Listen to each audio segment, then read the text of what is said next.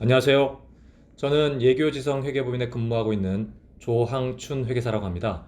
이번 시간은 중소기업 CEO 혹은 CFO를 위한 필수 회계와 세무 강의입니다. 우선 1부에서는 중소기업이 필요로 하는 회계에 대한 전반적인 내용을 말씀드리도록 하겠습니다. 1부의 구성은 첫 번째로는 회계란 무엇인가에 대한 회계의 개념 정립을 먼저 하고요. 그 다음에 이제 회계를 이용해서 만들어진 작성된 재무제표를 보고 해석하는 법을 간단히 말씀드리도록 하겠습니다. 마지막으로 회계 파트의 마지막 부분은 그 내부적인 관리 목적인 원가 관리에 대한 부분을 간단히 짚어보도록 하겠습니다. 그럼 1부부터 시작하도록 하겠습니다. 첫 번째로 회계의 개념 정립 파트인데요. 회계란 무엇이냐면 회계란 회사의 경영활동에 관심을 갖고 있는 다양한 이해관계자들이 있을 텐데요. 그러한 이해관계자들에 대해서 이 기업의 실체와 관련된 그 정보를 제공해서 합리적 의사결정을 하는데 도움을 두는 전반적인 과정을 회계라고 합니다. 다시 한번 회계의 목적을 말씀을 드리면요. 투자자나 채권자 등 광범위한 정보 이용자에게 필요한 정보를 제공함으로써 그들의 경제적 의사결정 혹은 자원 배분에 대한 의사결정이 합리적으로 이루어질 수 있는 정보를 제공하는 것이다 라는 것이 이제 회계의 목적입니다. 그렇다면 이러한 회계를 이용하는 정보 이용자들은 누가 있을까요? 기업 외부에 있는 다양한 이해관계자들도 있을 수 있고요. 기업 내부에 있는 분들도 있을 수 있습니다. 그래서 외부 정보 이용자와 내부 정보 이용자로 나눌 수 있는데, 외부 정보 이용자는 현재 및 잠재적인 투자자, 즉 이제 주주들이겠죠. 지금의 주주와 향후 주주가 될 사람들, 또는 현재 회사에 돈을 빌려주고 있거나 향후에 돈을 빌려줄 채권자들, 그리고 이제 또 가장 중요한 외부 이해관계자가 있죠. 국세청 같은 과세관청, 그리고 이제 일부 이제 거래처 등록을 하거나 이런 분들도 회계 정보를 요구하기도 합니다. 그래서 거래처, 고객, 그리고 내부에 있는 이제 종업원도 어떻게 보면 기업 외부 사람이라고 볼 수 있어요. 그래서 이제 종업원도 회사의 수익률들이 관심이 있을 수 있습니다. 마지막으로 이제 실질적으로 내부 정보 이용자라고 하면 누구냐면 기업을 경영하고 있는 경영진 및 그 경영진의 의사결정에 도움을 주고 있는 관리자들을 의미할 수 있습니다. 다음으로 우리가 이제 회계라고 얘기를 하게 되면 결국 뭐 대부분 이제 부기, 격리 등등과 이제 공통적으로 사용하고 있는데요. 구체적으로는 부기, 격리와 회계는 약간씩 다릅니다. 부기라 하는 것은 무엇이냐면요. 장부를 기록하다. 이게 이제 부기인데 결국 보시면 아시겠지만 장부를 작성하는 일련의 과정, 그러니까 이제 사건들을 분석해서 그게 이제 경제적 사건들을 분석하고 이를 기록하고 계산하는 하나의 이제 기술적인 과정을 의미합니다. 결국 회계는 이러한 부기라는 과정을 이용해서 만들어진 장부를 정보화시켜서 정보 이용자들한테 정보 전달하는 과정까지 되기 때문에 조금 더 포괄적이죠, 회계가. 그리고 다음에 이제 격리라는 유사 단어가 있는데요. 격리는 사실 회계랑 큰 차이는 없습니다. 격리는 이제 위에 부기와 달리 경제적 사건 또는 결산 절차 이런 것들을 화폐적 개념으로만 접근하는 게 이제 격리이고요. 회계는 사실 화폐적인 정보뿐만 아니라 비화폐적인 정보들도 포함이 되어 있습니다. 예를 들어서 이제 뒤에 말씀을 드리겠지만 이 우리나라 재무제표의 범위에는 재무제표 주석이라는 것이 있습니다. 이 재무제표 주석은 회사의 상황, 회사의 이제 비재무적 정보들을 잔뜩 담고 있거든요. 이 전체가 다 이제 회계예요. 결국 이 밑에 있는 도표를 보시면 기업의 경영 활동을 측정, 기록, 계산, 정리하는 해서 재무적 정보까지 산출하는 그 단계까지가 부기 단계이고요. 이러한 재무적 정보를 이해관계자들한테 전달하기 위해서 작성하고 전달하는 과정, 그리고 전달받는 과정까지 전반적인 단계를 다 회계라고 합니다. 결국 이제 우리가 이 중소기업을 하시는 분들이 회계 그러면 단순히 딱 장부로 끝내는데요. 장부가 아니라 그 장부를 이용해서 어떤 정보를 전달하고 그 장부를 통해서 어떤 정보를 볼 것인가, 이 과정, 전 포괄적인 과정을 다 회계라고 보시면 됩니다. 그래서 이제 이번 시간에 제가 이제 강의를 드릴 내용도 이 회계에 대한 내용들인데요. 이, 이 강의 전체는 한 시간 동안 제가 말씀을 드릴 건데, 장부를 그러니까 이제 작성 방법 혹은 절차, 이게 제 강의의 주된 목적이 아닙니다.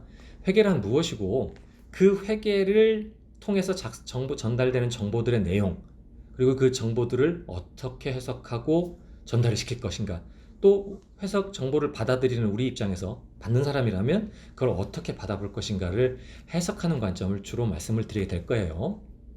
이렇게 해서 이제 회계에 대해서 그 부기와 격리에 대해서 말씀을 드렸고요. 이제 회계를 또 구체적으로 한번 분류를 좀 한번 해볼게요. 회계는 기본적으로 아까도 말씀드렸지만 회계 정보를 이용하는 정보 이용자가 내부 정보 이용자와 외부 정보 이용자가 있다고 말씀을 드렸습니다. 그러한 이제 정보 이용자별로 회계 정보의 작성 방식이나 작성 양식이 약간씩 다릅니다. 외부 정보 이용자는 어떨까요? 외부 정보 이용자는 굉장히 다양하죠. 굉장히 다양한 외부 정보 이용자들이 있기 때문에 그 다양한 외부 정보 이용자들에게 통일된 양식으로 구체적으로 제공을 해야 됩니다. 그래서 이제 그 외부 정보 이용자에게 제공하는 회계를 재무회계를 하고요. 내부에 있는 아까 말씀드렸던 경영진이나 관리자, 이 내부 정보 이용자에게 제공되는 정보는 그 관리회계라고 하는데요. 이 관리회계는 사실상 내부 정보 이용자는 구체적인 양식, 아니 통일된 양식이 별로 필요가 없습니다. 물론 통일된 양식이 있으면 더 좋겠지만 그때그때 목적에 맞는 양식을 만들어서 보고를 해야 돼요. 그래서 이제 관리회계는 구체적인 특정한 양식이 있지는 않습니다. 그래서 하나씩 살펴보면요.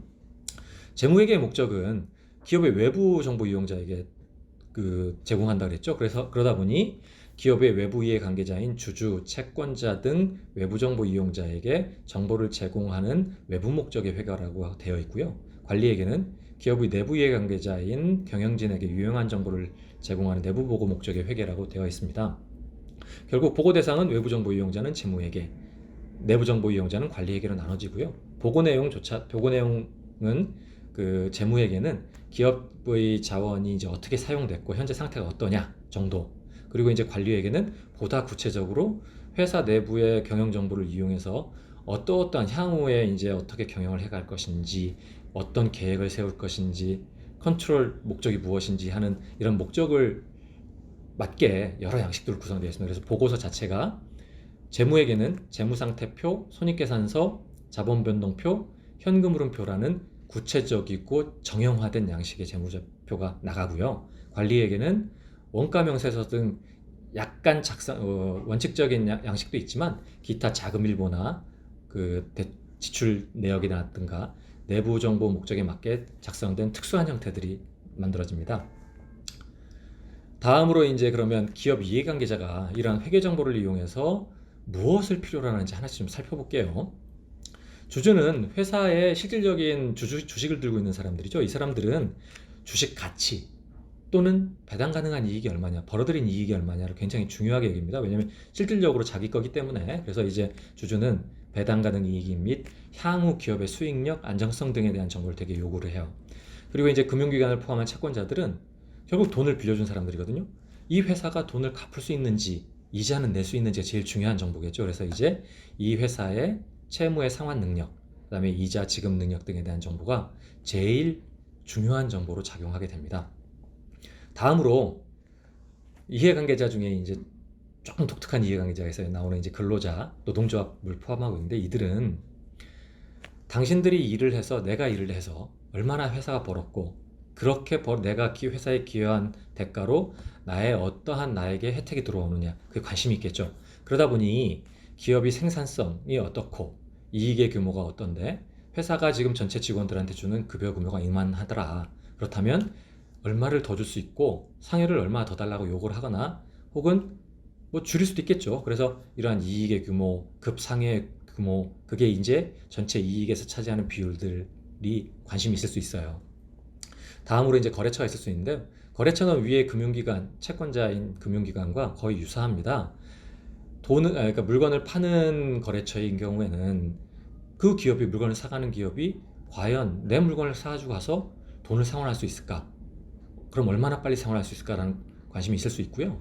반대로 물건을 사오는 기업인 경우에는 저 회사가 나한테 물건을 납품하는데 과연 내가 요구한, 오더를 낸 물건을 제때에 납품할 수 있는 어떤 능력을 갖고 있는 회사인가, 안정성이 있는 회사인가, 이런 것들에 관심이 있을 수 있어요. 그래서 해당 기업의 이제 채권의 회수 가능성, 그리고 이제 장기적으로 돈을 상환하거나 물건을 공급할 수 있는 재무 안정성이 있는지, 그리고 계속적인 거래 가능성이 있는지 등을 회계 정보를 요구할 수 있습니다. 그 다음에 있는 과세관청은 사실 일반적인 중소기업이 가장 많이 마주치는 외부 이해관계자예요. 이들은 회사에서 벌어들인 돈으로 세금을 걷어가려고 보고 있거든요. 그러다 보니 세법에서 정한 과세 목적에 맞추어서 작성된 재무제표인지 여부, 그리고 과세 소득이 얼마나 발생했는지 여부가 굉장히 중요한 정보죠, 이들한테는. 마지막으로 사실 이제 보조금을 받거나 혹은 이제 정부 연구 과제를 신청하거나 이럴 때는 정부도 이해관계자가 될 수 있습니다.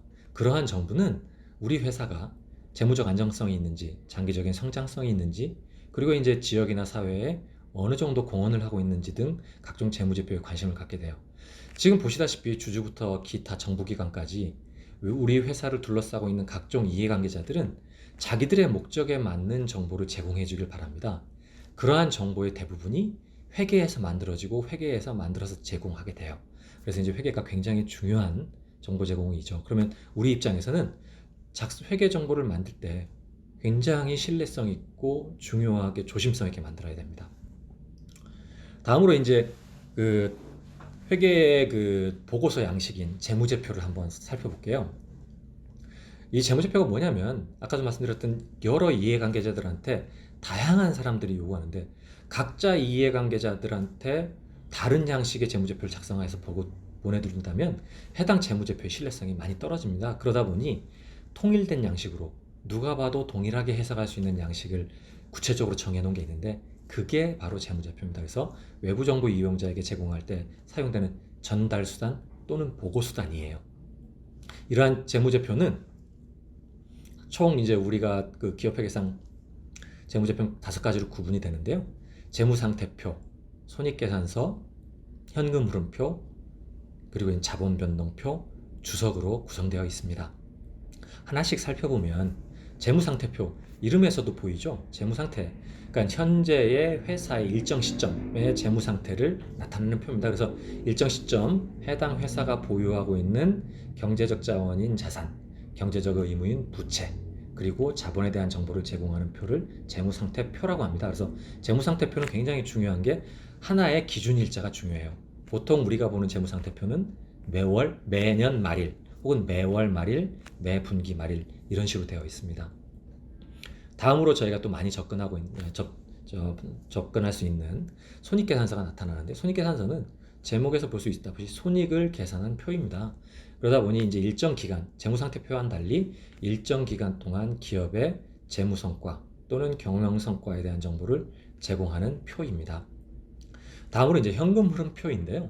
이 현금흐름표는 사실 일반적인 중소기업들, 여기서 말씀드리는 일반적인 중소기업이라 함은 외부 감사를 받지 아니하는 중소기업을 의미합니다.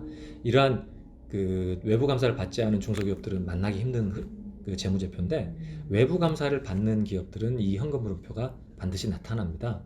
현금흐름표가 이제 각광을 받기 시작한 건 언제냐면요. 한국의 경우에는 IMF 시대예요. IMF 시절에 그 많이들 들어보셨겠지만 흑자도산이라는 얘기가 많이 나왔습니다. 흑자도산은 뭐냐면 손익계산서에서 분명히 당기순이익이 나오고 이익이 나왔는데 부도나는 업체들이 많이 나타나기 시작했어요. 그게 왜 그랬냐 살펴봤더니 현금 흐름이 안 좋았더라 라는 겁니다. 그래서 이제 현금 흐름표가 그때부터 각광을 받기 시작해요. 그래서 이제 현금 흐름표에는 뭐 어떤 게 나타나냐면요. 일정 기간 동안 해당 기업이 어떤 목적으로 현금을 얼마 쓰고 어떤 사업에서 현금을 얼마를 벌어들였다라는 걸 이제 요약해서 나타내는 표입니다. 그 다음에 있는 자본변동표는요. 아까 말씀드렸던 그 기업의 외부 이해관계자 중 가장 중요한 주주들, 이 주주의 지분인 자본, 이 자본이 지금 현재 어떻고 일정 기간 동안 자본의 변동이 어떻더라라고 이제 나타내는 표입니다. 그리고 마지막에 있는 주석은 아까 제가 비재무적 정보를 담고 있다고 그랬었죠.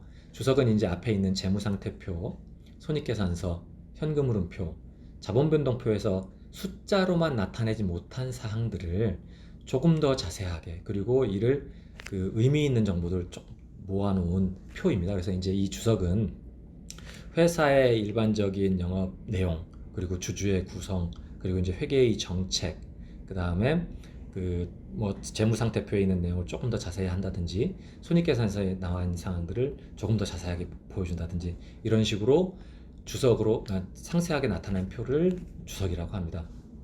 이렇게 이제 재무제표가 어떻게 구성되어 있는지 말씀을 드렸고요. 이 재무제표를 구성하고 있는 요소들이 무엇인지 한번 살펴보도록 하겠습니다. 재무제표를 구성하고 있는 요소는 재무상태표와 손익계산서만을 놓고 살펴본다면 자산, 부채, 수익, 비용 이 5가지 항목으로 크게 나눠볼 수 있어요. 우선 처음부터 그럼 한번 살펴볼게요. 재무상태표에 있는 자산은 우리가 이제 일반적으로 우리가 쓰는 자산이란 용어랑 큰 차이는 없습니다. 하지만 이제 회계적 용어니까 한번 살펴볼게요. 기업이 경영활동을 수행하기 위해서 현재 갖고 있거나 또는 타인으로부터 받을 채권이거나 혹은 미래의 이제 경제적 효익을 기업에 유입시켜 줄 수 있는 자원을 의미합니다. 이러한 이제 자산의 예시로는 가로 안에 있는 현금, 예금, 매출채권, 대여금, 상품, 토지, 건물 등이 있습니다. 이 외에도 뭐 영업권이라든지 특허권 등 산업재산권도 있죠. 다음으로 이제 부채를 살펴보면요. 부채는 뭐 다들 아시잖아요. 일반적인 용어랑 큰 차이 없습니다. 그래서 기업이 지급해야 할 채무로서 현재 부담하고 있는 의무를 말합니다.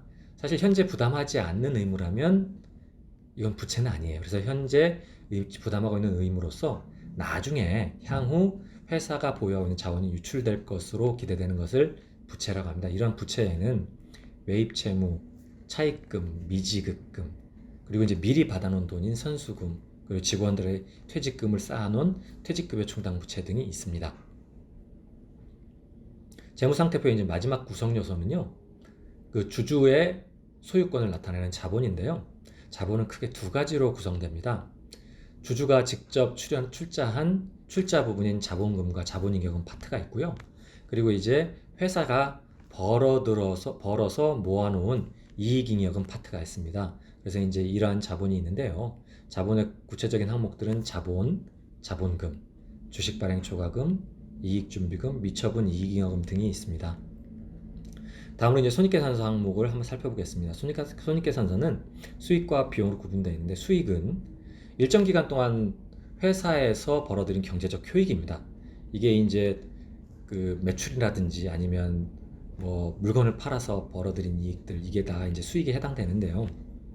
다만 그러한 이익들 중에서 지분 참여자 그러니까 주주가 그 회사에 출연한 것과 관련된 증자하거나 이런 것들과 관련된 것들은 제외됩니다. 이러한 수익에는 매출액, 임대료, 이자 수익, 배당금 수익 등이 있습니다. 다음으로 비용은 특정 회계기간 동안 발생한 경제적 효익의 감소라고 하는데요. 결국 이제 우리가 말하는 일반적인 비용들입니다. 급여니, 임차료니, 아니면 이제 지급수수료 이런 것들이 다 이제 비용인데요.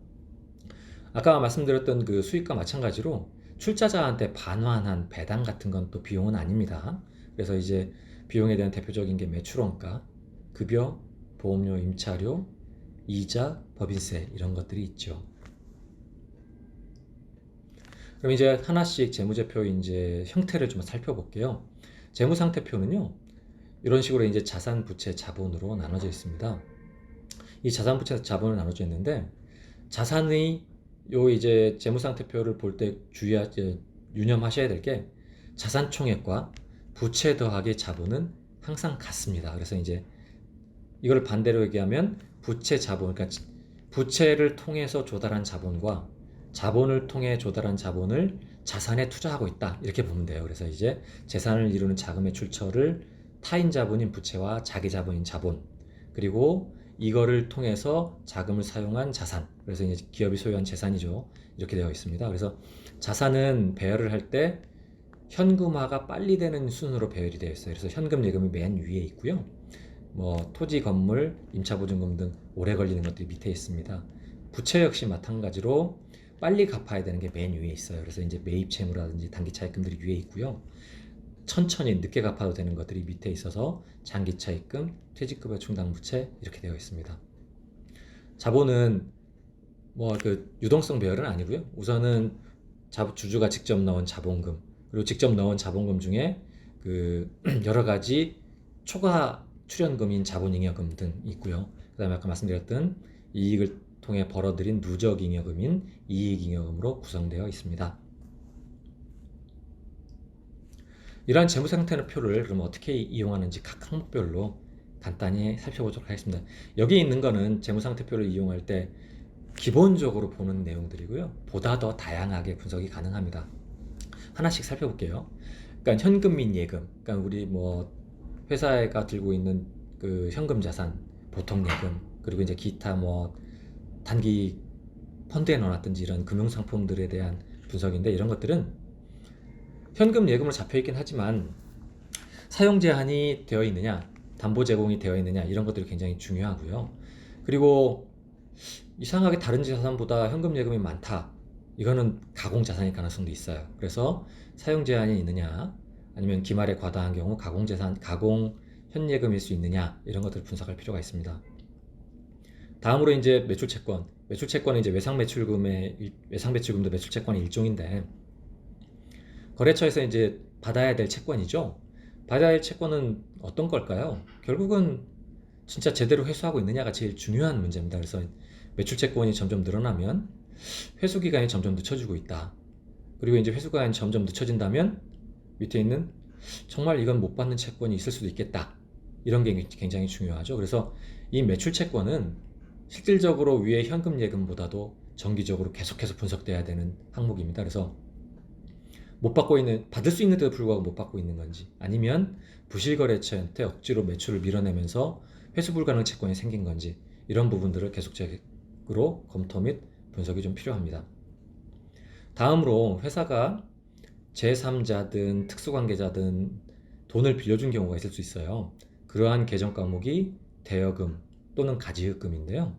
이러한 대여금들은 사실상 회사의 이제 영업용 자산이 아닙니다. 그렇기 때문에 대여금이 회계상 장부에 잡혀 있다, 굉장히 유의해서 살펴보실 필요가 있어요. 그래서 특수관계자 간 대여금은 일반적으로 재무비율 산정할 때 자산으로 불인정합니다. 그래서 굉장히 회사 입장에서는 불이익을 받게 되고요. 특히 세무상 불이익이 커요.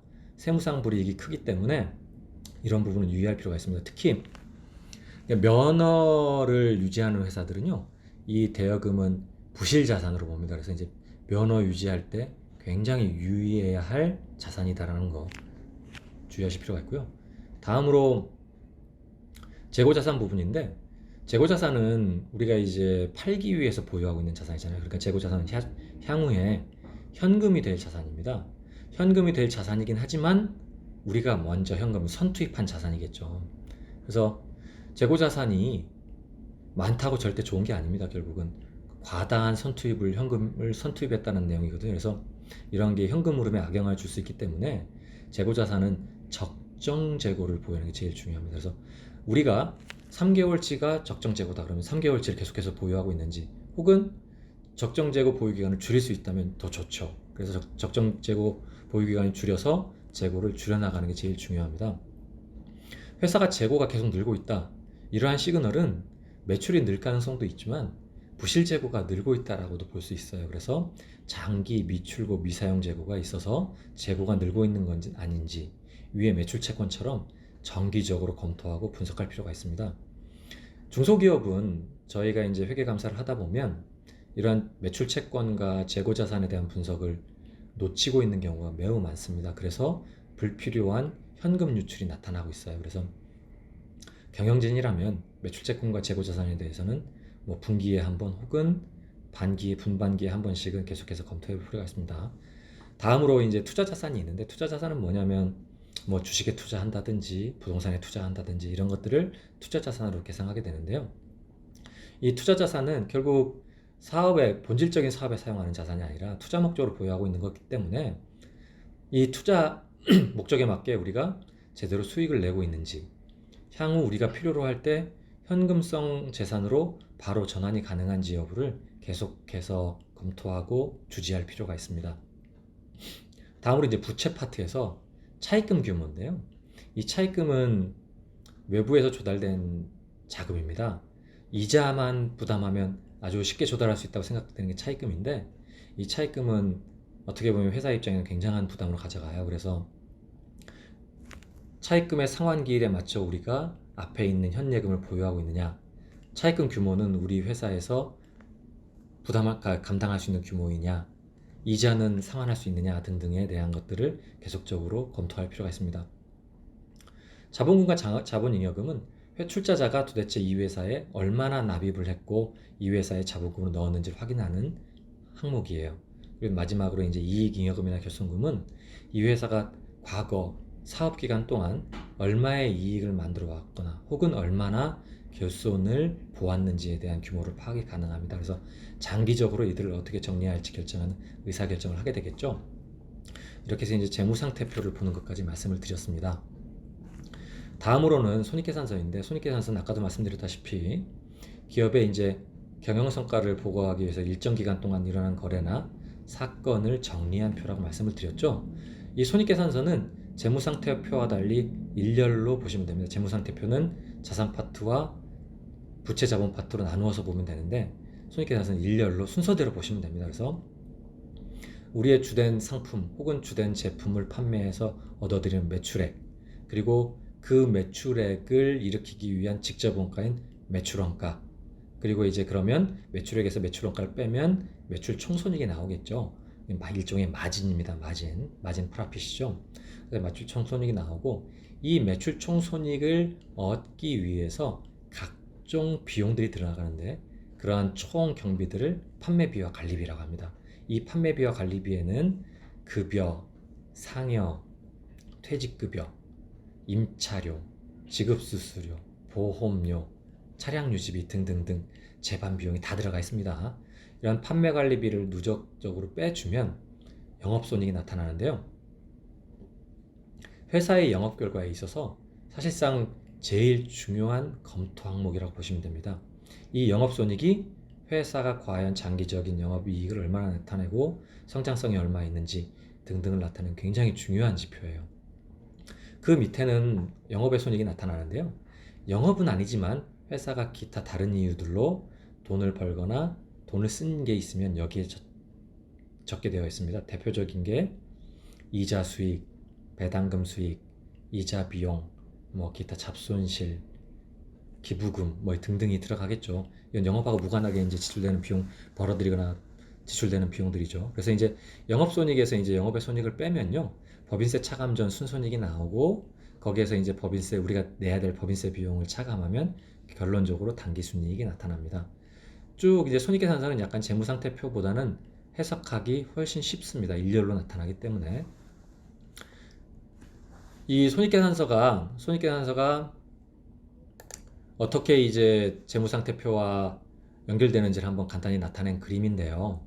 재무상태표는 이 출발점이 부채와 자본을 통해서 조달된 자금을 자산에 투입을 해서 자산을 사용한다고 그랬죠. 이 자산이 사용된 게 어디로 가냐면 손익계산서로 가는 겁니다. 재고자산은 매출되고, 그 공장의 기계설비는 감가상각비로 반영되고 등등이죠. 그래서 이제 돈을 번 게 다 손익계산서로 가게 되고요. 손익계산서 돈을 벌어서 매출부터 시작해서 쭉 매출 총이익, 영업이익 쭉 내려와 당기순이익까지 내려오면 그 이 순이익이 또다시 재무상태표에 이익잉여금에 가산됩니다. 그래서 재무상태표가 증가하게 되죠. 이게 손익계산서와 재무상태표의 순환 구조입니다. 그래서 이제 가치 변화가 일어난다는 것들을 지금 표로 보여드리고 있고요. 다음 페이지는 이제 손익계산서 이제 중점 관찰 사항입니다. 아까 재무상태표와 마찬가지로 손익계산서도 하나하나의 항목을 통해서 파악할 수 있는데, 그 파악 내용을 간단히 살펴보면 아래와 같습니다. 매출액은 전반적으로 회사 매출의 성격들을 파악해 볼 수 있어요. 어떻게 파악하냐면, 매출액 항목이 그냥 매출액 써 있는 경우도 있지만, 매출액 밑에 보면 상품 매출 얼마, 제품 매출 얼마, 수수료 수입 얼마 등등으로 써 있습니다. 그러면 그 매출만 손익계산서만 보고도 이 회사가 상품을 파는 회사구나, 혹은 제품을 만들어 파는 회사구나 등등이 파악이 가능하죠. 그 다음에 손익계산서는 단기 그 하나의 기간만 보는 게 아니라 과거 몇 개년치를 같이 놓고 볼 때 제일 분석이 더 좋습니다. 그래서 이제 기간별로 매출액 변동, 매출액이 성장한다, 감소한다, 그런 것들을 파악할 수 있고요. 그리고 이제 회사가 실제로 대외적으로 표방하고 있는 거는 제조업일 수 있어요. 우리는 어떤 제품을 제조해서 판매하는 회사입니다 라고 했는데 회사의 매출을 봤더니 상품 매출이 더 큽니다. 이러한 경우에는 회사가 얘기하는 것과 실질이 같은지 다른지도 파악할 수 있겠죠. 사실 이제 저희 같이 지금 그 강의를 듣고 계신 여러분, 그 중소기업 운영하시는 여러분도 굉장히 중요한데요. 우리 회사가 제조를 하는 회사인데 매출액이 상품 매출로 잡혀 있으면 오히려 마이너스입니다. 그래서 우리가 하는 일이 제조라면 적극적으로 제조업 매출, 그러니까 제품 매출로 손익계산서에 표시하도록 적극적으로 반영할 필요가 있습니다. 다음에 있는 매출원가는요, 앞에 있는 매출액을 만들기 위해 투입된 원가거든요. 결국 이 원가가 우리 매출액 대비 적정하냐? 사실 일반적인 제조업체들은 BOM, 그러니까 이제 표준 원가를 관리하고 계시거든요. BOM을 관리하고 계신데 이 BOM 대비 매출원가 비율이 높은지 낮은지 이런 걸 파악해 보시는 게 매우 중요해요. 회계적으로 산출된 정보와 실제 내부에서 생각하고 있는 정보가 다를 수 있습니다. 다르다면 왜 그런지, 그리고 기간별로 변동이 있다면 왜 변동이 있는지 이런 부분을 파악해야 되겠죠. 다음으로 이제 직원 급여나 복리후생비 등은 우리 매출액 대비 인건비가 괜찮으냐, 아니면 매출 아까 말씀드렸던 매출 총손익, 그러니까 마진이죠. 매출 총손익 대비 인건비 비율이 어떠냐, 과연 우리가 인건비를 이렇게 유지하는 게 맞는 것이냐 등등을 파악하는 데 굉장히 중요합니다. 그래서 이것도 인건비든지 기간별 비율 분석, 그리고 이제 매출액 대비 분석 등이 굉장히 중요하죠. 다음으로 이제 접대비나 광고 선점인데요. 이 접대비나 광고 선점비는 사실은 영업 제반 비용이라고 표현을 하는데, 이 회사가 과연 접대비나 광고 선점을 얼마나 쓰는지를 보면 광고에 집중하고 있는 회사인지 아니면 1대1 대면 영업에 중요한 회사인지 바로 나오죠. 그래서 접대비나 광고 선점비 규모, 우리 회사도 마찬가지죠. 나의 회사가 이 접대비나 광고 선점비 규모가 적정한지 여부를 계속해서 볼 수 있습니다. 다음으로 창업 중소기업들 혹은 벤처기업에서 제일 중요한 개정 과목 중에 하나인 경상연구개발비가 나타납니다. 이 경상연구개발비는 회사가 연구개발에 도대체 얼마나 투자했느냐를 나타내는 개정 과목인데요. 이러한 경상연구개발비는 금액이 큰 게 회사 입장에서는 나쁜 게 아닙니다. 대외적으로 보면 경상연구개발비는 우리가 그만큼 연구개발에 투자를 하고 있다는 걸 적극적으로 나타내는 개정 과목이거든요. 그렇다 보니 경상연구개발비가 많은 회사는 우리는 개발 전문 회사야, 앞으로 성장성이 무궁무진해라는 걸 나타낼 수 있습니다. 그래서 연구개발과 관련된 비용이라고 한다면 경상연구개발비로 적극적으로 표현하는 것도 고민해 보실 필요가 있어요. 왜냐하면 일례로 연구소에 근무하는 직원 급여를 위에 있는 아까 앞에서 말씀드린 직원 급여라는 항목으로 처리했을 때와 경상연구개발비로 처리했을 때는 외부에서 보는 분석 느낌이 달라집니다. 그렇기 때문에 경상연구개발비로 쓰는 게 더 좋을 수도 있거든요. 근데 사실 뭐 100% 맞다는 아니고요. 그래서 경상연구개발비로 볼 수 있는 항목들을 있다면 경상연구개발비로 해야 되는지 말아야 되는지를 꼭 검토해 보시기 바랍니다. 다음으로 이자 비용인데요. 이자 비용은 아까 말씀드렸던 타인 자본, 그러니까 이제 차입금이죠. 이 차입금을 통해서 조달했을 때 그에 대한 대가로 지급하는 게 이자 비용인데요. 이 이자 비용 규모가 우리 영업이익 대비 얼마인지를 꼭 분석해 보셔야 됩니다. 그래서 이제 장기적인 관점에서 차입금을 어떻게 운영할 것인지 나타내는 굉장히 중요한 비율이기 때문에 이자 비용을 살펴보게 되고요. 마지막으로 영업이익인데, 회사가 창출하는 영업이익의 규모가 어떻고 영업이익의 비율이 어떤지를 파악해서 분석하는 게 여러모로 중요합니다. 다음으로 이제 재무상태표와 이제 손익계산서 살펴봤고요. 자본변동표를 살펴보겠습니다. 자본변동표는 아까 말씀드렸던 바와 같이 일정 기간의 자본의 크기, 그리고 일정 기간 동안의 자본의 변동한 내용들을 요약한 표입니다. 그래서 그 자기 자본을 보유하고 있는 기업주 입장에서 굉장히 중요한 정보이죠. 다음으로 현금흐름표는요, 말씀드렸다시피 이제 그 흑자 부도 혹은 여러 가지 실제로 회사의 현금 흐름이 어디에서 창출되고 어디에 사용되는지를 나타내는 표입니다. 그래서 이제 영업 활동인지 투자 활동인지 재무 활동인지를 어떤 항목에서 발생되고 있는지를 일목요연하게 보여주고 있는 표입니다. 이 현금흐름표는 아까도 말씀드렸지만 외부 감사를 받지 않는 한 일반적인 외부 감사를 받지 않는 소규모 중소기업은 작성할 의무는 없습니다. 이 표는요, 저희가 사례 분석을 위해서 제가 넣어놓은 표입니다. 간단히 한번 보겠습니다. 이 회사는 제약 바이오를 표방하고 있는 가나바이오라는 회사이고요. 이 회사는 재무 상태를 살펴보면 현금은 1억 원, 매출 채권은 10억 원, 대여금은 5억 원, 재고자산은 12억 원을 들고 있습니다. 그리고 부채 쪽을 살펴보면 외상매입금은 4억 5천 원, 4억 5천, 단기차입금은 10억 원입니다. 자본금은 3억 원, 자본잉여금은 10억 원이에요. 누적잉여금은 4억 6천입니다. 손익계산 항목을 살펴보면요. 올해 봤더니 30억 매출액에 원가에 24억이 투입이 돼서 매출 총이익이 6억이 남았습니다. 판매관리비는 급여 4억 원, 기타 판관비 2억 원에서 7억 2천만 원을 써서요. 영업손실이 1억 2천만 원이 나타났습니다. 이 회사는 영업의 손익을 살펴봤더니 이자 수입이 2천만 원, 이자 비용이 1억 원, 자산 수중이익이 3억 원이었습니다. 그래서 이제 2억 2천만 원을 이익을 냈고요. 그래서 세전이익이 1억 원이 나와서 당기순이익이 8,900만 원이 나왔습니다.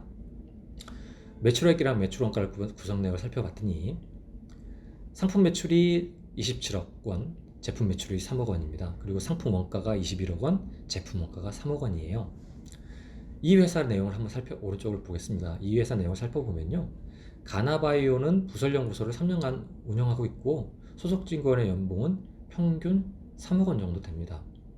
그리고 이 회사는 납품일 2월 말일에, 그러니까 이제 한 달 반 정도면, 한 달 반에서 늦어도 2달 사이에 채권을 회수하는 정책을 갖고 있고요.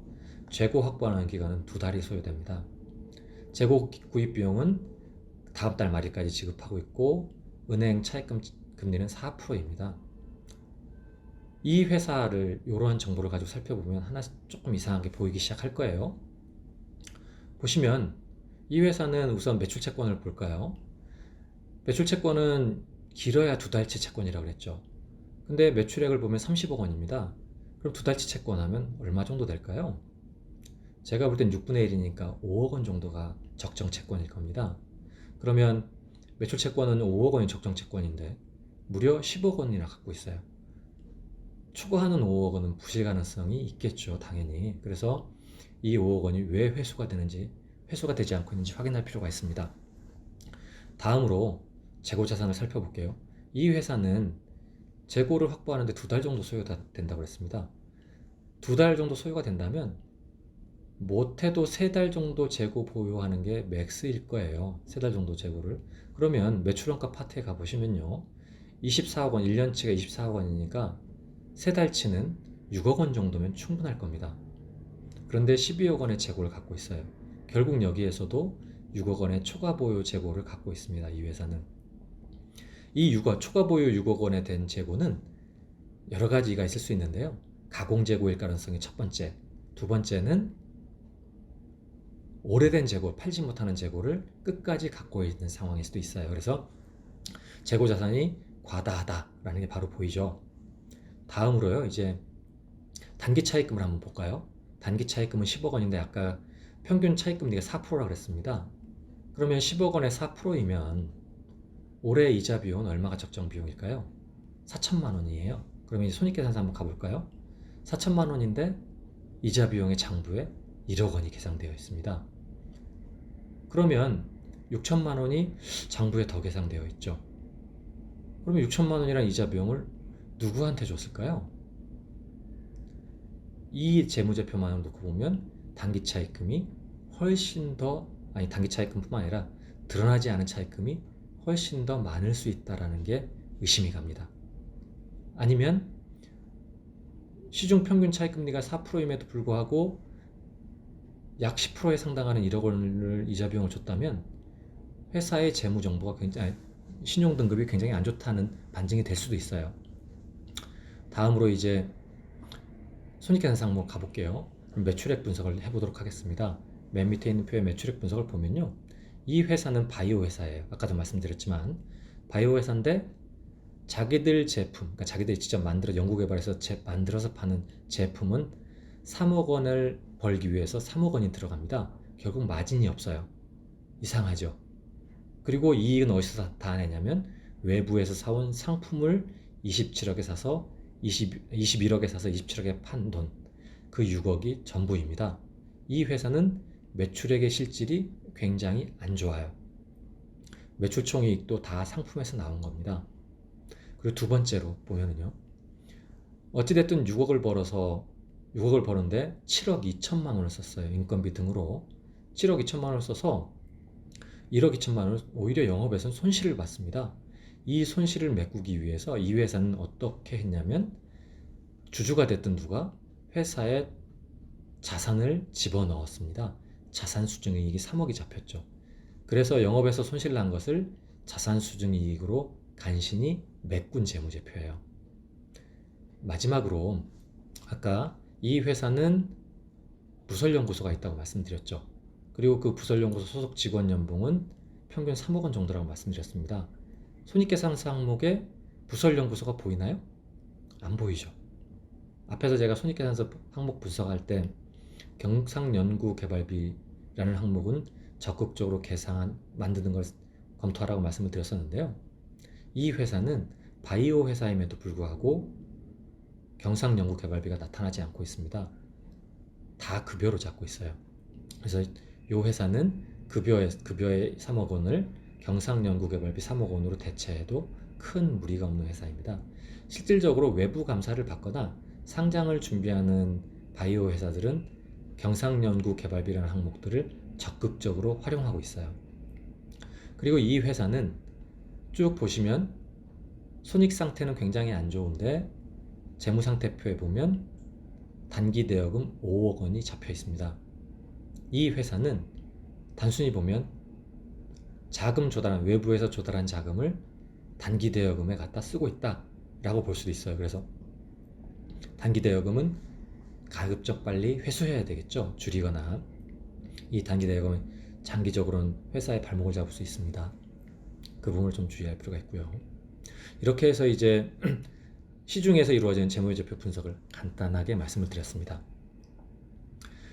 이 표는요, 재무제표로서 알 수 있는 부실징후를 저희가 정리해 본 건데 각 항목별로 앞에서 말씀드렸던 내용들을 다시 한번 정리한 겁니다. 그래서 손익계산서 항목을 살펴볼 수 있는 부실징후는요, 매출액이 지속적으로 감소한다든가, 매출원가 판매관리비가 계속해서 급증하고 있다든가, 혹은 이자 비용 같은 금융 비용이 영업이익에 비해 과다하다든가, 혹은 영업이익률이 매출액에 비해서 매우 떨어져서 영업이익률이 낮거나 계속해서 감소하고 있다든가, 그리고 지속적으로 결손이 나타나고 있는데 이게 회복할 가능성이 없다든가, 이런 것들이 손익계산서에서 살펴볼 수 있는 부실징후이고요.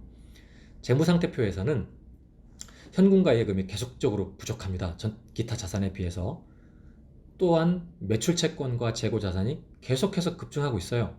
앞에 가나바이오에서 살펴보셨다시피 매출채권과 재고자산이 적정 수준을 넘어가고 있는 것은 다 부실일 가능성이 있다고 말씀드렸죠. 그래서 이것조차도 부실일 가능성이 있는 겁니다. 그 다음에 단기차입금 및 기타 유동부채가 급증하고 있다. 이는 위에 있는 현금과 예금이 부족하다는 것과 일맥상통하는데요. 회사가 창출하는 현금과 예금이 없기 때문에 결국은 외부 조달을 해서 차입금 같은 걸로 조달을 해서 현금을 메꾸고 있다. 결국 회사가 위험해지고 있다라는 걸 나타내고 있는 표죠. 다음으로 회사의 이제 이월결손금이 점점 누적되면서 자본 잠식이 계속해서 심화되고 있다든지, 위에서 말씀드렸던 단기 차입금이 증가하면서 타인 자본 의존도가 계속해서 올라가고 있다든지, 금리가 계속해서 올라가고 있고 시중금리보다 높은 이자 비용을 지불하고 있다든지, 이런 것들이 이제 재무상태표에서 볼 수 있는 부실징후입니다. 다음으로 이제 현금 흐름표인데요. 현금 흐름표는 아까도 말씀드렸지만 여러 항목별로 영업활동, 재무활동, 투자활동으로 나눠져 있다 했는데 각 항목별로 현금 흐름이 나타나는데, 영업활동에서 현금이 계속 마이너스가 뜨고 있다든지, 투자활동에서도 여전히 계속해서 마이너스가 뜨고 있다든지, 이런 등등의 상황이 나타나면 부실징후가 있다고 볼 수 있습니다. 다음으로 이제 그 기술적인 분석 방법들을 제가 간략히 설명을 드리도록 하겠습니다. 수익성 분석이 재무 분석에서 가장 중요하고 쉬운 분석 중에 하나죠. 그래서 첫 번째가 이제 매출총이익률인데, 매출총이익률은 매출총이익, 그러니까 이제 매출액에서 매출원가를 차감한 마진이라고 말씀드렸었죠. 매출 총이익이 매출액에서 차지하는 비중입니다. 이 매출 총이익률은 회사가 해당 제품이나 상품을 원가보다 얼마나 비싸게 팔 수 있느냐, 얼마나 마진을 남기고 있느냐를 나타내는 지표입니다. 그러니까 장기적으로 마진율이 높을수록 많이 팔면 많이 팔수록 이익이겠죠. 이런 경우에는. 그래서 이제 마진율을 나타내는 게 매출 총이익률이고요. 그 다음에 회사가 중요한 이익이 마진만 있는 게 아니지 않습니까? 아까 제가 말씀드렸다시피 실제로 판매 관리비까지 다 차감한 영업이익이 회사의 이익률을 판단하기 제일 중요하다 그랬었죠. 그게 바로 영업이익률입니다. 영업이익률은 영업이익을 매출액으로 나누는 비율인데요. 기업이 사업을 운영하기 위해 투자한 재반 비용까지 다 고려된 이익률입니다. 그래서 실질적으로 이 영업이익률이 단위당 매출액당 얼마이냐가 회사가 운영을 얼마나 잘하고 있느냐, 회사의 경영전략 혹은 회사의 상품 제품이 시장에서 얼마나 좋은 것이냐를 나타내는 굉장히 중요한 지표입니다.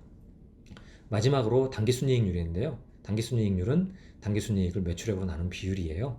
당기순이익이 몇 프로이냐, 이익률이 뭐 5%다 혹은 이익률이 10%다는 이 기업의 최종 이익률이 얼마냐를 나타내는 비율입니다. 다음으로 재무상태 분석입니다. 재무상태 분석은 뭐냐면 수익률 분석과는 약간 다른 재무 안전성이라는 관점에 접근하거든요. 그 안전성이라는 관점에 접근하는 게 재무상태 비율인데요. 하나씩 살펴보도록 하겠습니다. 유동비율. 유동비율은 뭐냐면 회사가 지금 현재 상태에서 회사의 부채를 얼마나 빨리 원활하게 상환할 수 있느냐를 나타내는 비율인데요. 이 유동비율은 유동자산, 지금 그러니까 현금화가 가능한 자산과 유동부채, 빨리 상환해야 될 부채 사이의 비율을 의미합니다. 그래서 채권자들이 사실 이 유동비율은 금융기관 같은 데서 굉장히 중요하게 봅니다. 그래서 채권자들이 우리가 현금 회수를 할 때 얼마나 원활하게 할 수 있느냐, 충분한 유동자금을 보유하고 있느냐 등등을 나타내는 비율입니다. 다음으로 부채 비율은 부채 총액을 자본 총액으로 나누는 건데요. 아까 재무상태표 쪽에 제가 설명을 드렸지만 부채와 자본은, 부채는 내가 갚아야 될 돈, 자본은 주주가 넣은 돈, 그래서 갚지 않아도 될 돈, 이렇게 해석되는 게 아니라 부채는 다른 사람으로부터 빌린 돈, 자본은 주주로부터 조달한 돈, 이렇게 나타난다고 그랬죠. 결국 이 부채 비율은 조달 비율을 나타냅니다. 그래서 어느 돈을 많이 쓰고 있느냐를 나타내는 비율이어서요. 이 부채 비율 역시 금융기관에서 굉장히 중요하게 봅니다. 그래서 부채 비율은 부채 총계를 자본 총계로 나누는 걸로 타인 자본의 의존도를 나타냅니다. 그래서 부채가 차지하는 비율이 높으면 높을수록 부채 비율이 올라가게 되는데요. 부채 비율이 올라가면 좋지 않죠. 일반적으로는 100% 미만이 제일 좋고 200%까지도 뭐 일반적이다 이렇게 보는데, 사실 뭐 업종별로 다 다르고 그 회사별로 다르기 때문에 정확히 나타내는 규정은 없습니다. 다음으로 이제 손익계산서와 재무상태표를 같이 운영하는 비율인데요. 매출채권 회수율이라는 비율이 있어요.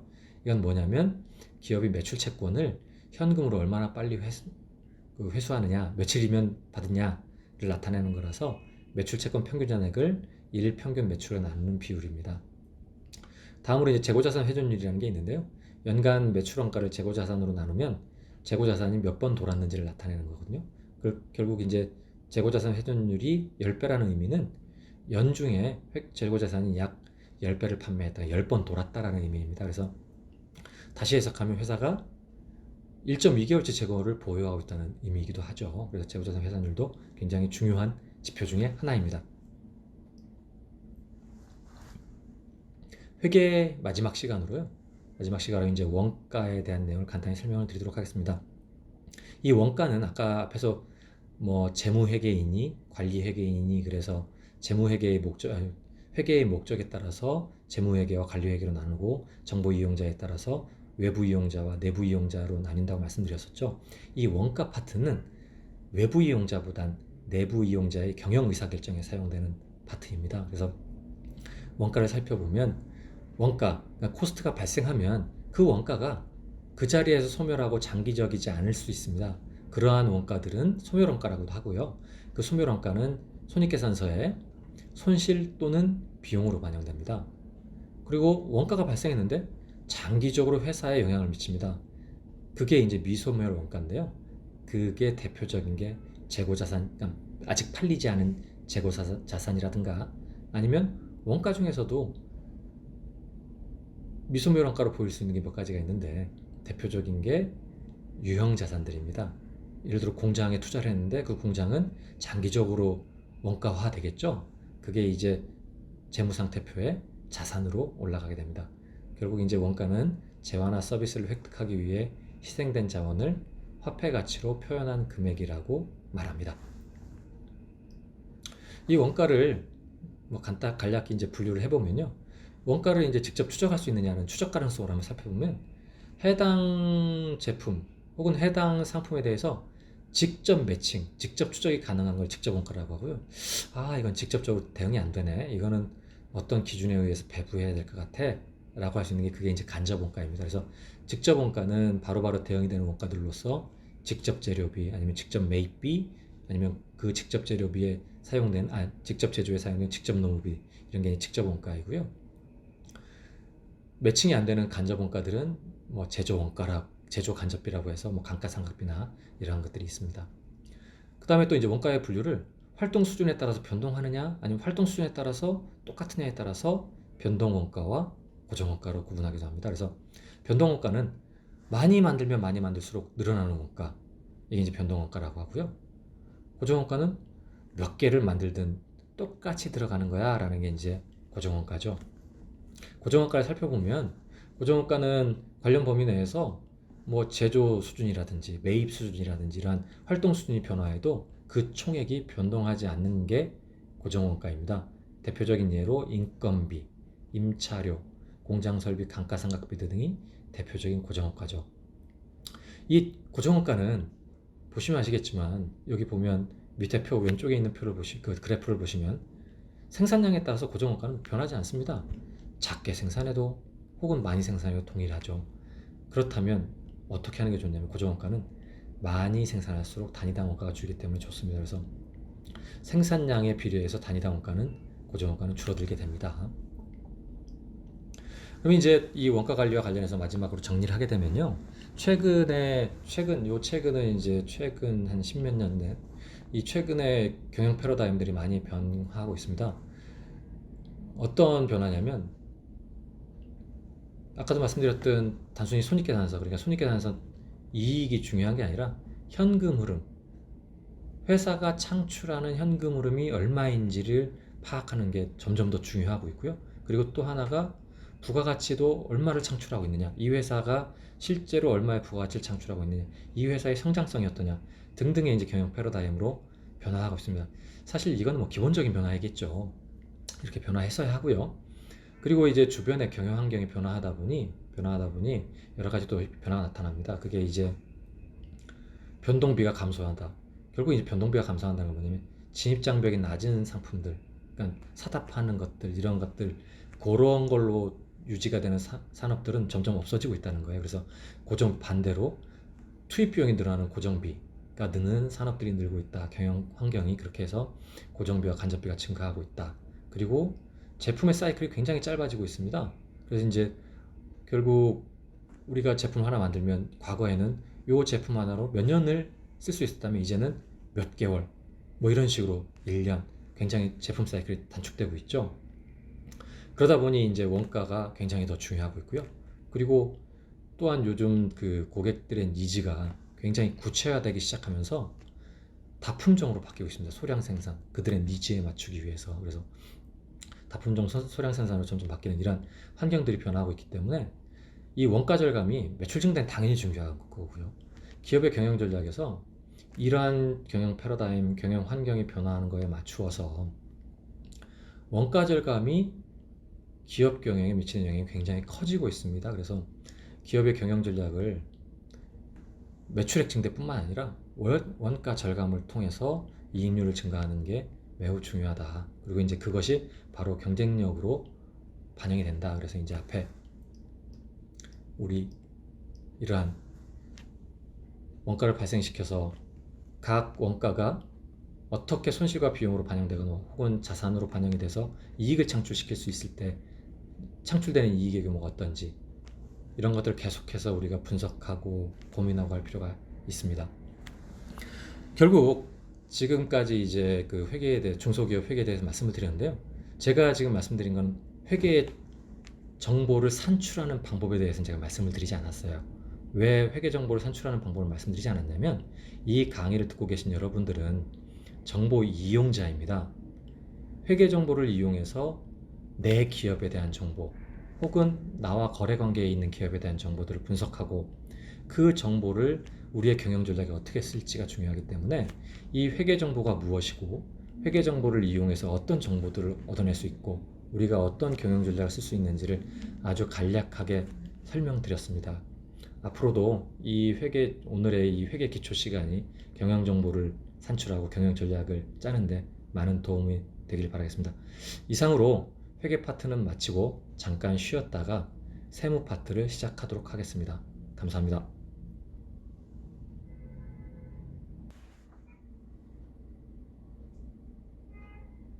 안녕하세요. 그러면 지금부터 2부 중소기업과 세무 파트를 시작하도록 하겠습니다.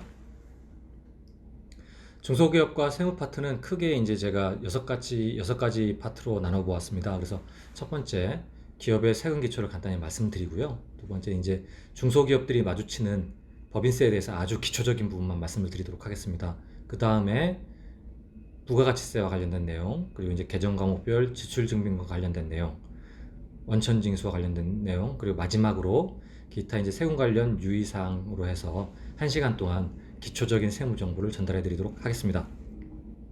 기업의 그럼 세무 기초부터 시작하도록 하겠습니다. 이 표는 기업의 세금 기초라고 제가 써놓긴 했지만요. 이 중소기업을 운영하시거나 중소기업과 관련되어 있는 여러분들이 마주칠 수 있는 재반 세금들의 세율 표를 간단히 요약한 겁니다. 이 표는 제가 이제 적어드리긴 했지만 외우거나 그러실 필요 없어요. 그냥 대표적인 우리가 마주치는 세율만 보시면 됩니다. 그래서 하나씩 살펴볼게요.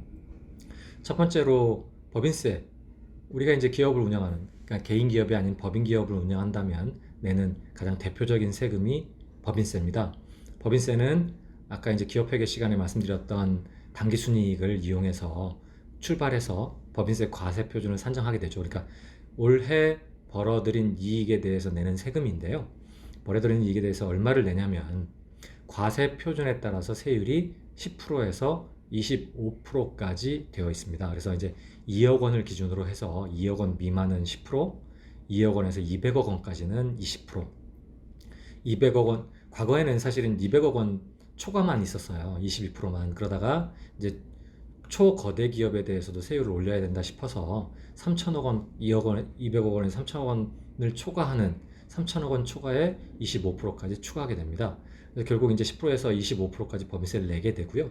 이 법인세를 낼 때는 지방자치단체에 대한 세수 확보를 위해서 지방소득세도 같이 부과됩니다. 부가세로서. 그래서 이제 법인세 내는 거에 약 10%. 과거에는 그냥 10%였는데요. 최근에 지방소득세법이 개정되면서 법인세와 달리 계산 구조를 가져가고 있기 때문에 약 10%라고 표시해드렸던 바처럼 약 10% 정도 추가로 더 세금을 내게 됩니다. 이런 법인세는요, 영리법인을 주로 타겟으로 하고 있고, 납기는 사업연도 종료하면 종료일로부터 3개월 이내, 그리고 이제 분납도 가능한데 뒤에서 말씀드리도록 하겠습니다. 그 다음에 이제 그 개인 사업의 형태를 개인으로 가져갈 때 이제 개인 사업소득세를 내게 되는데 사업소득세는 종합소득세로 합산해서 냅니다. 그래서 이제 두 번째 칸인데요. 종합소득세는 1200만 원 이하 6%에서 5억 원 초과 42%까지 굉장히 다양하게 쪼개져 있습니다.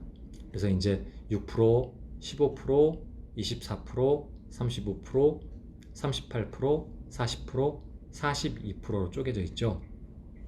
쪼개져 있고 이 소득세율은 굉장히 많은 곳에 사용되고 있습니다. 종합소득세만 사용되는 게 아니고요. 부동산 등 양도소득세도 요 세율이 적용이 되고 있어요. 그래서 큰 차이가 없습니다. 법인세와 마찬가지로 지방소득세도 역시 약 10% 정도 추가로 소득세에 더해서 내게 됩니다. 이러한 소득세는 납세자는 개인이고요. 납기는 양도소득세와 이제 종합소득세가 다른데 종합소득세의 경우에는 익년 5월 말일까지죠. 그리고 주식 같은 양도소득세는 주식의 경우에는 반기 말일로부터 2월, 그러니까 이제 8월, 2월 뭐 이런 식으로 되어 있고요. 부동산의 경우에는 부동산을 판 달의 말일로부터 2달입니다. 예정신고가. 확정신고는 내년 5월로 동일합니다. 그 다음 표는 이제 주식 양도소득세에 대한 표인데, 주식 양도소득세에 대한 표를 제가 정리해드린 이유는 뭐냐면, 사업을 진행하는 과정에서 여러 가지 투자를 받거나 혹은 M&A를 통해서 회사가 갖고 있는 주식을 팔아야 할 수도 있는데요. 그 개인 주주가 해당 주식을 팔았을 때 내는 세금들, 그 표를 한번 간단히 정리해 봤습니다. 그래서 양도차익, 그러니까 대주주로서 양도차익 3억 원을 초과하면 25%를 내고요. 1년 미만인 대기업의 주식을 대주주가 팔면 30%를 냅니다. 그리고 중소기업의 소액주주가 팔면 10%이고, 기타 이도 저도 아닌 기타는 20%예요. 일반적으로 저희가 이제 중소기업 M&A를 한다고 하면 맨 위에 있는 양도차익 3억 원 초과에 25% 세율이 대부분 다 적용된다고 보시면 됩니다. 역시 이 주식 양도소득세에도 지방소득세 10%가 추가로 더 붙죠. 그럼 결국 27.5%가 되는 겁니다. 그리고 이제 신고 기간은 아까도 말씀드렸다시피 주식의 경우는 1년에 2번, 반기 기준으로 8월, 2월, 2년 2월 2번 신고가 들어간다는 점 말씀드렸습니다. 다음으로 우리가 사업을 하다가 이제 그 주식을 상속하거나 주식을 자제분들한테 증여한다든가 아니면 주식을 임직원한테 증여한다든가 이러면 나타나는 게 이제 상속세 및 증여세입니다. 이 상속세 및 증여세는 역시 1억 원 이하 과표 10%에서부터 시작해서 35억 원 초과 50%까지 다양하게 나눠져 있어요. 10%, 20%, 30%, 40%, 50%고요. 이 상속세 및 증여세는 지방소득세가 추가로 붙지는 않습니다. 그래서 납기는 상속받은 경우에는 6개월, 증여받은 경우에는 3개월 뒤에 납부하면 됩니다. 쭉 보시면 우리가 그냥 제가 이 표는 외우실 필요 없다고 말씀드렸는데 그래도 이제 중요한 세율들은 좀 알아두실 필요가 있는데, 우리가 일반적으로 일반적인 중소기업들이 가장 많이 마주치는 2억 원에서 200억 원 사이가 20%다. 지방소득세 포함하면 22%다. 라는 것. 종합소득세는 소득 규모에 다르긴 하지만 소득 규모가 8,800만 원을 초과해서 3억 원 미만일 때는 35% 또는 38%가 적용된다.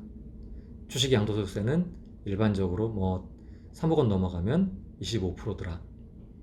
상속 및 증여세는 조금 애매한데 최고 세율만 기억할 필요가 있어요. 최고 세율은 50% 정도 적용되더라. 이렇게 이제 볼 필요가 있습니다. 그래서 이제 저희가 마주칠 수 있는 세금들이 이 정도고요. 요 간단하게 기초적인 세금 내용 정리하고 넘어가도록 하겠습니다. 다음 페이지 법인세입니다. 법인세는 아까도 말씀드렸다시피 한 사업년 동안 벌어들인 소득에 대해서 내는 세금이라고 그랬고, 세율은 10%에서 25%까지 다양하게 구성되어 있다고 말씀드렸어요. 그리고 이제 그 법인세에다가 추가적으로 지방소득세 10%를 추가로 더 내고요. 법인세는 사업년도 종료일, 그러니까 이제 일반적으로는 12월 말일입니다. 아닌 법인들도 많아요. 3월 말 법인이나 6월 말 법인들도 있는데요. 그러한 사업년도 말일로부터 3개월이 되는 날까지 신고하고 납부하면 됩니다. 납부는 물론 세금 규모에 따라서 분납할 수 있고요. 여기 보시면 납부세액이 1,000만 원 초과하는 경우에는 1,000만 원을 초과하는 금액에 대해서 한 1개월 동안 쪼개서 낼 수 있고, 중소기업은 2개월 동안 나누어 낼 수 있다고 적어드렸습니다. 다음에 이제 저희가 사업을 하다가 사실 법인세보다도 더 사업자분 여러분들이 가장 많이 마주치는 게 이제 부가가치세인데요. 이 부가가치세가 무엇이냐면, 기업은 사실은 기업의 영위 목적이 부가가치를 창출해서 이익을 창출하는 게 이제 주된 목적입니다. 이 부가가치세 역시 목적 자체는 그 추가로 창출된 부가가치를 과세표준을 삼아서 거기에 대해서 내는 세금이에요. 그런데 이제 그 과세 목적상 부가가치 자체를 산출하기보다는 매출액의 얼마, 매출액의 얼마에서 매입액의 얼마를 빼는 걸로 합니다. 이거는 결국은 이제 부가세는 그 유통 과정상 정책상 최종 소비자가 모두 부담하는 세금이에요. 그리고 이 부가가치세는 언제 내냐면 다들 알고 계실 겁니다. 원칙적인 우리나라 부가세 과세 기간은 1기와 2기로 나뉩니다. 1기는 1월 1일부터 6월 30일, 2기는 7월 1일부터 12월 31일로 해서 1기와 2기가 이제 공식적인 부가세 기수인데요. 중간에 예정신고 납부 기한을 두고 있습니다. 그래서 이제 법인을 운영하는 여러분들은 1월 1일부터 3월 31일까지를 1기 예정신고, 4월 1일부터 6월 30일까지를 1기 확정신고, 7월 1일부터 9월 30일까지가 2기 예정신고, 10월 1일부터 12월 31일까지가 2기 확정신고를 하게 됩니다. 각 예정 기수를 포함한 기수의 다음 달 25일까지가 부가세 신고 납부 기한이죠. 결국 7월 25일, 4월 25일, 7월 25일, 10월 25일, 그 다음에 1월 25일이 신고 납부 기한이에요. 부가세 계산 흐름을 간단히 살펴보면요. 부가세는 매출세액에서 매입세액을 빼고 그 금액을 납부하거나 또는 환급받도록 되어 있는 구조입니다. 매출세액은 매출액의 10%이고 매입세액은 일반적으로 매입액의 10%입니다. 이 일반적인 매입액의 10%는 근거가 있어야 해요. 그 근거가 뭐냐면 교부받은 세금계산서가 있거나 신용카드가 있거나 등등이 있어야 되는데, 세금계산서를 통한 매입세액, 신용카드를 통한 매입세액은 무조건 공제를 받고요. 그 다음에 이제 신용카드나 세금계산서를 받지 못하는 세액들이 있을 수 있습니다. 이걸 의제 매입세액이라는데, 이 매입세액을 포함하게 되고, 여기서 주의해야 할 건 색깔 칠해 드렸는데요. 매입세액을 전부 다 공제받을 수 있느냐? 그렇지 않습니다. 공제받지 못하는 매입세액들이 있기 때문에 이 매입세액들은 공제받지 못한다는 걸 굉장히 유의할 필요가 있는데, 대표적인 게 토지와 관련된 매입세액. 뭐냐면 땅을 사는데 예를 들어서 이제 중개수수료를 지급하고 부가세를 받았는데 공제받을 수 있느냐? 공제 못 받습니다. 두 번째로 접대비성 경비. 거래처 접대했는데 부가세 공제받을 수 있느냐? 못 받는다. 그리고 이제 또 하나, 여기서 이제 사실은 이 부가세 시간 제가 강조 드릴 건데요. 사실과 다른 세금계산서를 통한 매입세.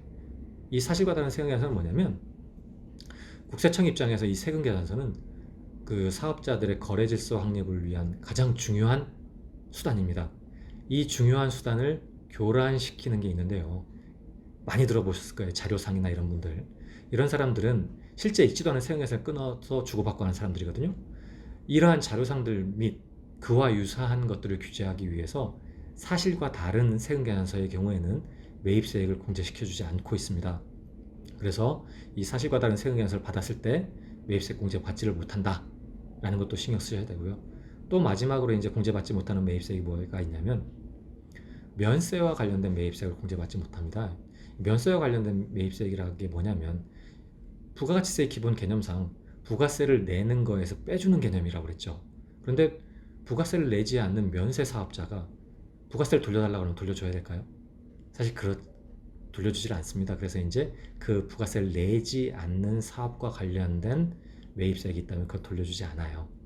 그래서 일반적으로는 매입액의 10%이지만 그 매입액의 10%가 다 돌려받지는 못한다라는 것 유념할 필요가 있습니다. 이 밑에 있는 부가가치세 이제 흐름 구조를 한번 살펴보시면요. 도표로 부가세가 어떻게 흘러간다라는 걸 제가 이제 그려서 보여드린 건데, 우리가 사업자 본인입니다. 우리가 사업자 본인이고, 우리가 물건을 사올 때 공급자 A로부터 사와요. 그래서 이제 공급자가 10,000원짜리 재화를 우리한테 공급했습니다. 우리는 그 10,000원짜리 사서 구매자, 소비자인 B에게 12,000원에 팔고 2,000원 마진을 보는 구조예요. 이럴 때 이제 부가세가 어떻게 흘러가는지 한번 살펴보면요. 우리가 A에서 10,000원짜리 재화를 사오면서 돈을 얼마를 주냐면, 부가세를 포함해서 11,000원을 지급합니다. 그럼 공급자 A는 자기가 받은 재화값 10,000원은 자기가 갖고 부가세 1,000원은 국세청에 납부를 해요. 그러면 그 국세청에 납부한 1,000원은 우리는 돌려받을 수 있다고 그랬죠. 바로 돌려받는 건 아닙니다. 돌려받을 수 있는 돈이 1,000원이 생긴 거고요. 우리가 이제 그런 구입한 재화 10,000원짜리를 구매자 B에게 12,000원에 팔았어요. 그러면 우리는 구매자 B에게 얼마를 받냐면, 12,000원에 부가세 1,200원 더해서 13,200원을 받습니다. 그 중에 이제 물건값인 12,000원은 우리가 쓰고 1,200원은 국세청에 납부를 해야 해요. 그럼 결국은 요 물건 하나로 납부할 게 1,200원, 돌려받을 게 1,000원이 생겼습니다. 이거를 아까 말씀드렸던 과세기간인 1기 예정, 1기 확정, 2기 예정, 2기 확정 각 과세 기간별로 모아요. 쫙 모아서 총 납부해야 될 게 1,200원, 총 돌려받을 게 1,000원 이렇게 이제 신고를 합니다. 그러면 1,200원 빼기 1,000원 해서 200원 납부하겠습니다 라고 이제 신고 납부하게 돼요. 이게 부가세의 과세 구조입니다.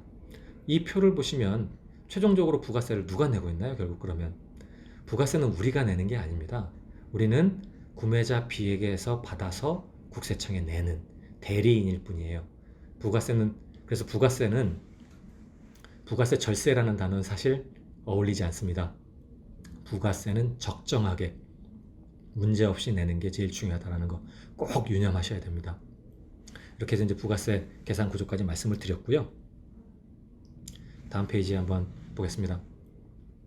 부가세에서 중요한 게 아까 이 앞에서 표에서 세금 계산 구조가 중요하다고 말씀드렸는데 우리가 유념해야 될 건 매출세액이 얼마냐, 돌려받을 수 있는 매입세액이 얼마냐죠, 결국.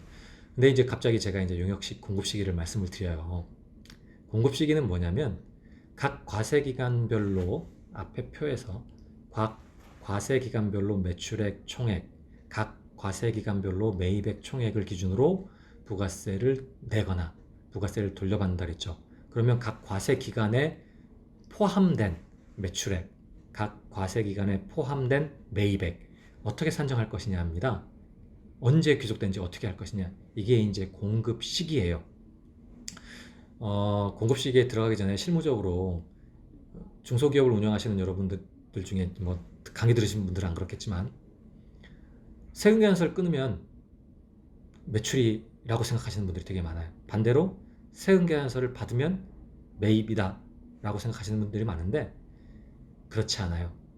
공급 시기에 맞는 세금 계산서를 끊었어야 매출이고요. 공급 시기에 맞는 매입 세금 계산서를 받았어야 매입입니다. 그래서 공급 시기를 항상 머리에 담아 두셔야 돼요. 이 공급 시기 때문에 굉장히 많은 사건 사고들이 터집니다. 그리고 이 공급 시기는 그 강의 들으신 여러분들 주변에 있는 세무 대리인들이 도와드리는데 한계가 있어요. 왜냐하면 세금 계산서를 이미 발급했는데 혹은 이미 발급받았는데 세무 대리인은 그걸 신고 과세 기간 동안에 내용을 알게 됩니다. 그러면 과거께 잘못됐다는 걸 알게 되는 거죠. 발급 시점에는 경영자 여러분들이 다 알고 있으셔야 되는 거예요. 그래서 요 표 항상 유념해 두시고 요 표 및 다음 표를 유념해 두시고 혹여라도 모르신다면 꼭 세무대리인에게 확인하실 필요가 있습니다. 그러면 이제 공급시기 들어가겠습니다. 말씀드린 바와 같이 공급시기라 하는 것은 과세 거래가 어느 시점에 이루어진 것이냐 라는 시간적 기준을 제공하는 겁니다. 그래서 이제 이 기준에 부가세를 주고받고 해야 되고 세금 계산서를 주고받고 해야 되고 그걸 집계해서 우리가 부가세를 과세표준 신고 의무를 해야 되는 의무를 발생시키는 아주 중요한 기준이에요. 그러면 이제 원칙적인 재화, 원칙적인 용역의 공급시기는 무엇이냐를 살펴볼게요. 재화의 공급시기는 이제 크게 재화가 이동이 가능하냐, 이동이 필요하냐, 필요하지 않냐는 아닙니다. 우리가 이제 재화, 그러니까 일반적인 물건이죠. 물건을 공급할 때 대부분은 다 이동이 가능합니다. 그러한 이동이 가능한 혹은 이동이 필요한 재화의 경우에는 재화가 저쪽 상대방으로 인도되는 때가 공급시기예요. 그러면 이제 예를 들어서 그 회사 창고에다 물건을 갖다 놨다. 그러면 인도된 건가요? 사실 그것도 이제 따져봐야 되겠죠.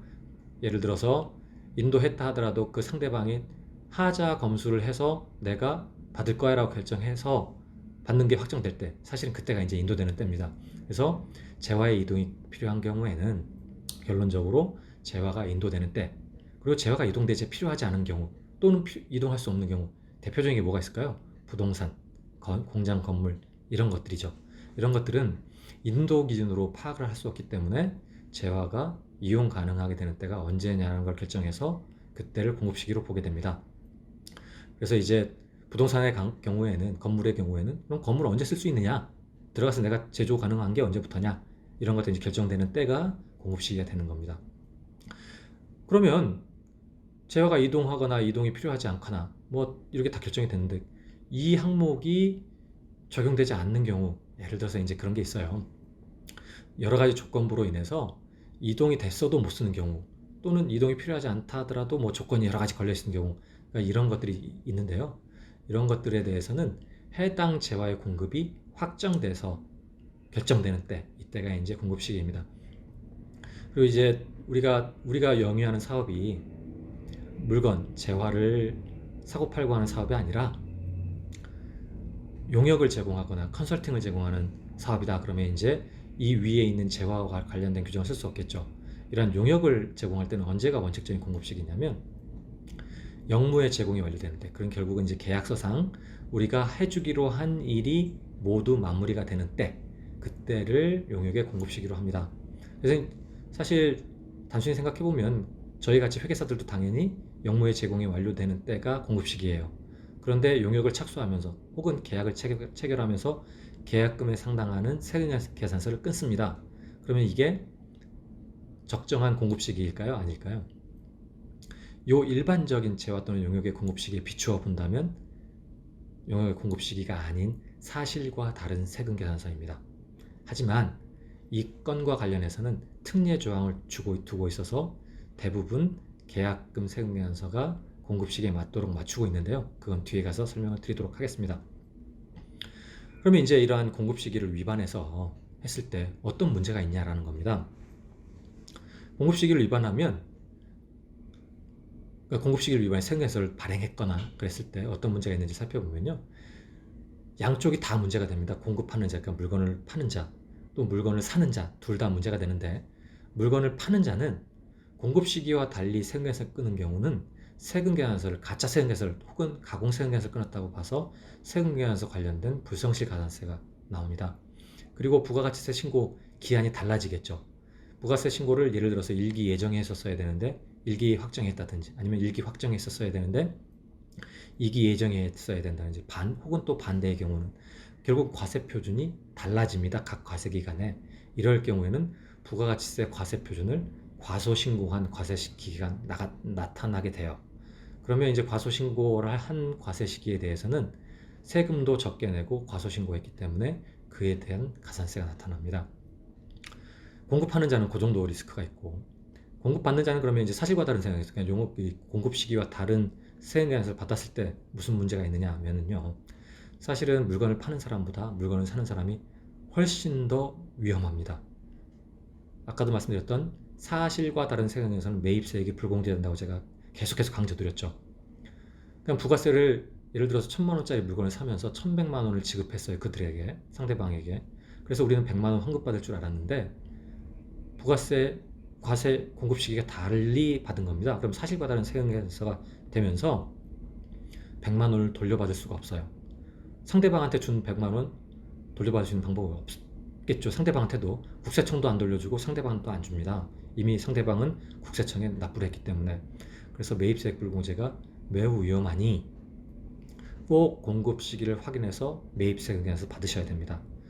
그리고 사실 이제 이렇게 뭐 일괄적으로 공급 시기가 다르다고 해서 매입세액 불공제 한 것은 매우 과다한 부담을 지우는 거기 때문에 일정 요건을 갖추면 매입세금 공제를 시켜주되 가산세만 부담하게 하는 경우도 있어요.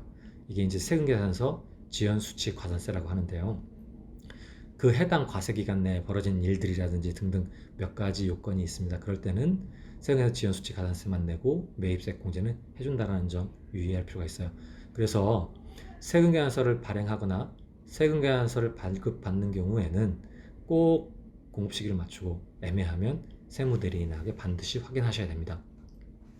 구체적인 경우에 세금계산서 용역의 공급시기를 살펴보도록 하겠습니다. 왜냐하면 앞에서 말씀드린 재화가 이동하거나 용역이 완료되거나 이런 심플한 공급시기를 쓸 수만은 없어요. 아시다시피 사업을 하시다 보면. 그래서 각 사업을 할 때 마주칠 수 있는 특수한 경우들 법에서 나열하고 있는데, 내용들 살펴보면 현금 판매, 외상 판매, 할부 판매, 이건 원칙적인 재화 용역의 공급시기를 그대로 씁니다. 그래서 재화가 인도되거나 이용 가능하게 되는 때고요. 내가 상품권을 미리 사서 그 상품권을 보유하고 있다가 그 상품권을 지급하면서 물건을 받아오는 경우에는 언제냐? 그러면 그 재화가 실제로 인도되는 때입니다. 상품권을 사고 팔고 하면서 부가세가 붙었는데 그 부가세를 공제받는다. 사실과 다른 세금계산서입니다. 상품권은 재화를 인도받는 때가 공급시기다.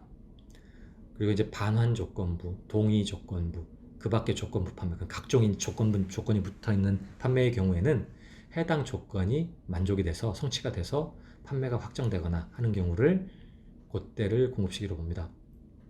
다음으로 이제 기한부 판매. 기한부 판매라는 게 뭐냐면 지금 물건을 넘겨주고 30일 써봐. 혹은 30일 동안 아무 문제 없으면 30일 뒤에 확정되는 거야. 라는 등등의 판매를 말하는데요. 그럴 때는 그 기한이 지나서 판매가 확정되는 때가 용역의 공급시기입니다.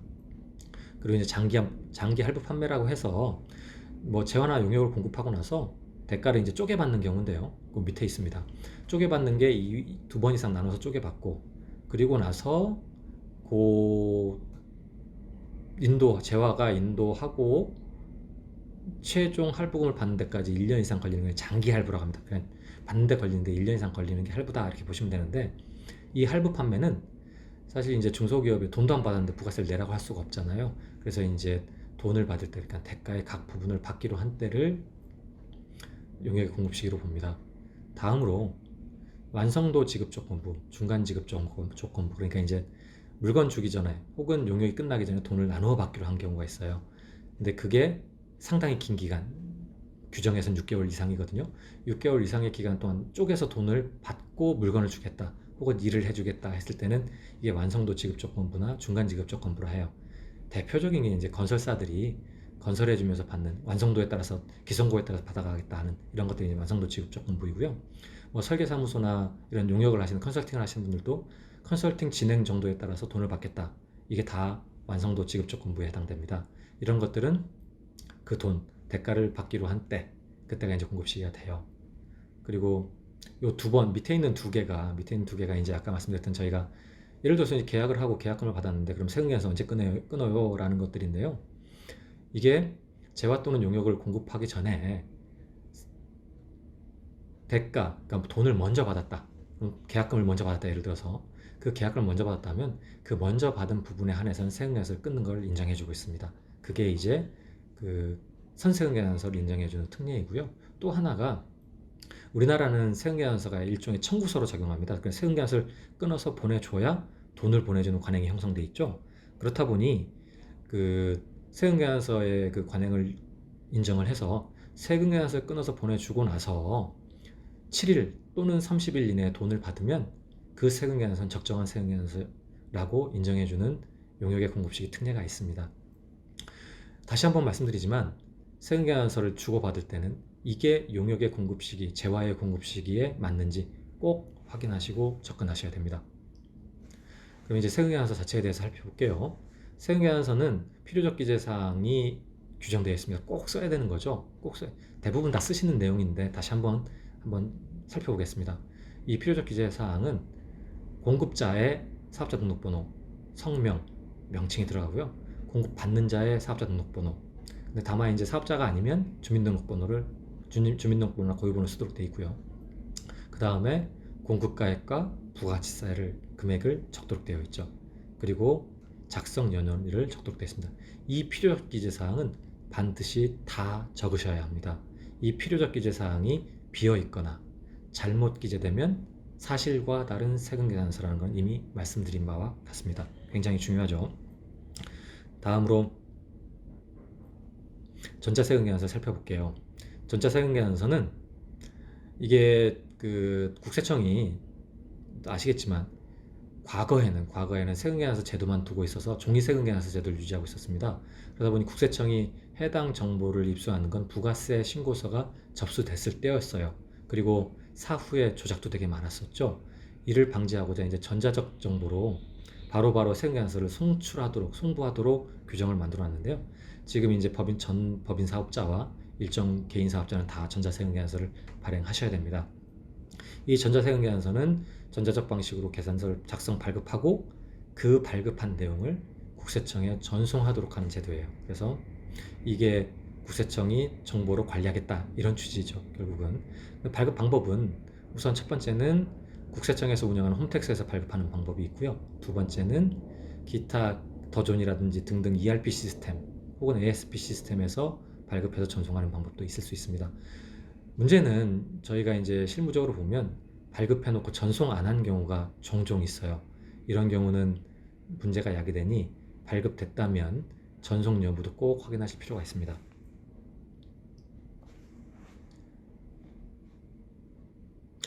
그 다음에 이제 이렇게 해서 부가세 내용을 맞추고 다음으로 이제 우리가 기업 경영을 하면서 마주치는 지출 증빙에 대해서 살펴보도록 하겠습니다. 이 지출 증빙은 뭐냐면요. 아까 뭐 세법의 기초에서 말씀드렸지만 우리가 마주치는 그 세금 중에 제일 중요한 세금이 법인세와 소득세가 있습니다. 사업과 관련해서 법인세와 소득세가 있는데 이 법인세와 소득세는 결국 계산 구조가 벌어들인 금액에서 우리가 쓴 금액을 차감해서 결국 남은 이익이 얼마냐, 과세소득이 얼마냐를 산정하고 그 과세소득을 기준으로 해서 거기 세율을 곱해서 세금이 산정되는 게 기본 구조입니다. 그러다 보니 결국 우리가 쓴 게 얼마인지 산출하고 결국 벌어들인 게 얼마인지 산출하는데 그걸 다 증빙을 해야 되는데요. 벌어들인 걸 증빙하는 건 통장이나 우리 세금계산서 등등으로 충분히 가능해요. 과세관청 입장에서는 그럼 당신들이 쓴 돈이 얼마야가 더 중요하겠죠. 왜냐하면 세금을 줄이는 거니까 쓴 돈은 그 쓴 돈을 무한정으로 인정하면 안 되기 때문에 그 쓴 돈을 인정하는 증거 자료로서 증빙을 요구하고 있습니다. 그게 이제 이런 지출 증빙이라고 하고 있고요. 이 지출 증빙을 수령해서 보관해야지 세무서에서는 관련 비용을 인정하고 가산세를 부과하지 않아요. 지출 증빙을 갖고 있지 않으면 가산세를 부과하는데 상세 내용을 한번 살펴볼게요. 보시면 사업자는 다른 사업자로부터 재화 용역을 공급받고 대가를 지급한 경우 적격 증빙을 수취해야 합니다. 적격 증빙 수취 의무를 이행하지 않은 경우에는 해당 금액의 2%에 상당하는 가산세를 부담하게 됩니다. 중요하죠. 그리고 적격 증빙은 가산세 이외에도 거래 사실을 입증해서 필요경비를 입증받는 것이므로 꼭 수취할 필요가 있습니다. 이러한 적격 증빙 수취 의무는 다음의 요건을 다 갖춘 것에 해당합니다. 상대방이 사업자이어야 하고 재화 또는 용역의 공급 대가이어야 하며 3만원 초과 거래일 것을 요구하고 있습니다. 상대방이 사업자이어야 할 것을 당연하죠. 왜냐하면 세금계산서, 신용카드 매출전표 이런 것들이 이제 적격 증빙인데 사업자가 아닌 비사업자는 그런 것들을 발행하거나 끊을 수가 없겠죠, 당연히. 그러니까 사업자와 거래하면서 그거는 꼭 받아라 이렇게 되어 있습니다. 그런데 이러한 이제 증빙 서류 수치, 지출 증빙도 예외를 일부 두고 있어요. 왜냐하면 불가항력적인 상황들이 발생할 수 있거든요. 그게 이제 대표적인 게 건당 3만 원 미만이거나 이하이거나 상대방이 농어민이어서 이제 발행할 수 없는 농어민으로부터 직접 재화나 용역을 공급받거나 그리고 세금계산서를 발행할 수 없는 사업자가 있으면 사업자 중에서도 그러니까 프리랜서 같은 분들이죠. 프리랜서 같이 원천징수 대상 사업소득자로부터 용역을 공급받는 경우 그 다음에 이제 국외 왜냐면 우리나라의 그 지출증빙인 세금계산서, 신용카드 전표 이런 것들은 해외에도 강제할 수 없잖아요. 그런 해외에서 재화나 용역을 공급받는 경우 또한 택시, 항공기, 유료도로 이용료 등 영수증 발행업자들 이런 사람들한테는 적격증빙을 받을 수 없기 때문에 부득이한 경우 적격증빙 수취 의무에서 제외시켜주고 있습니다.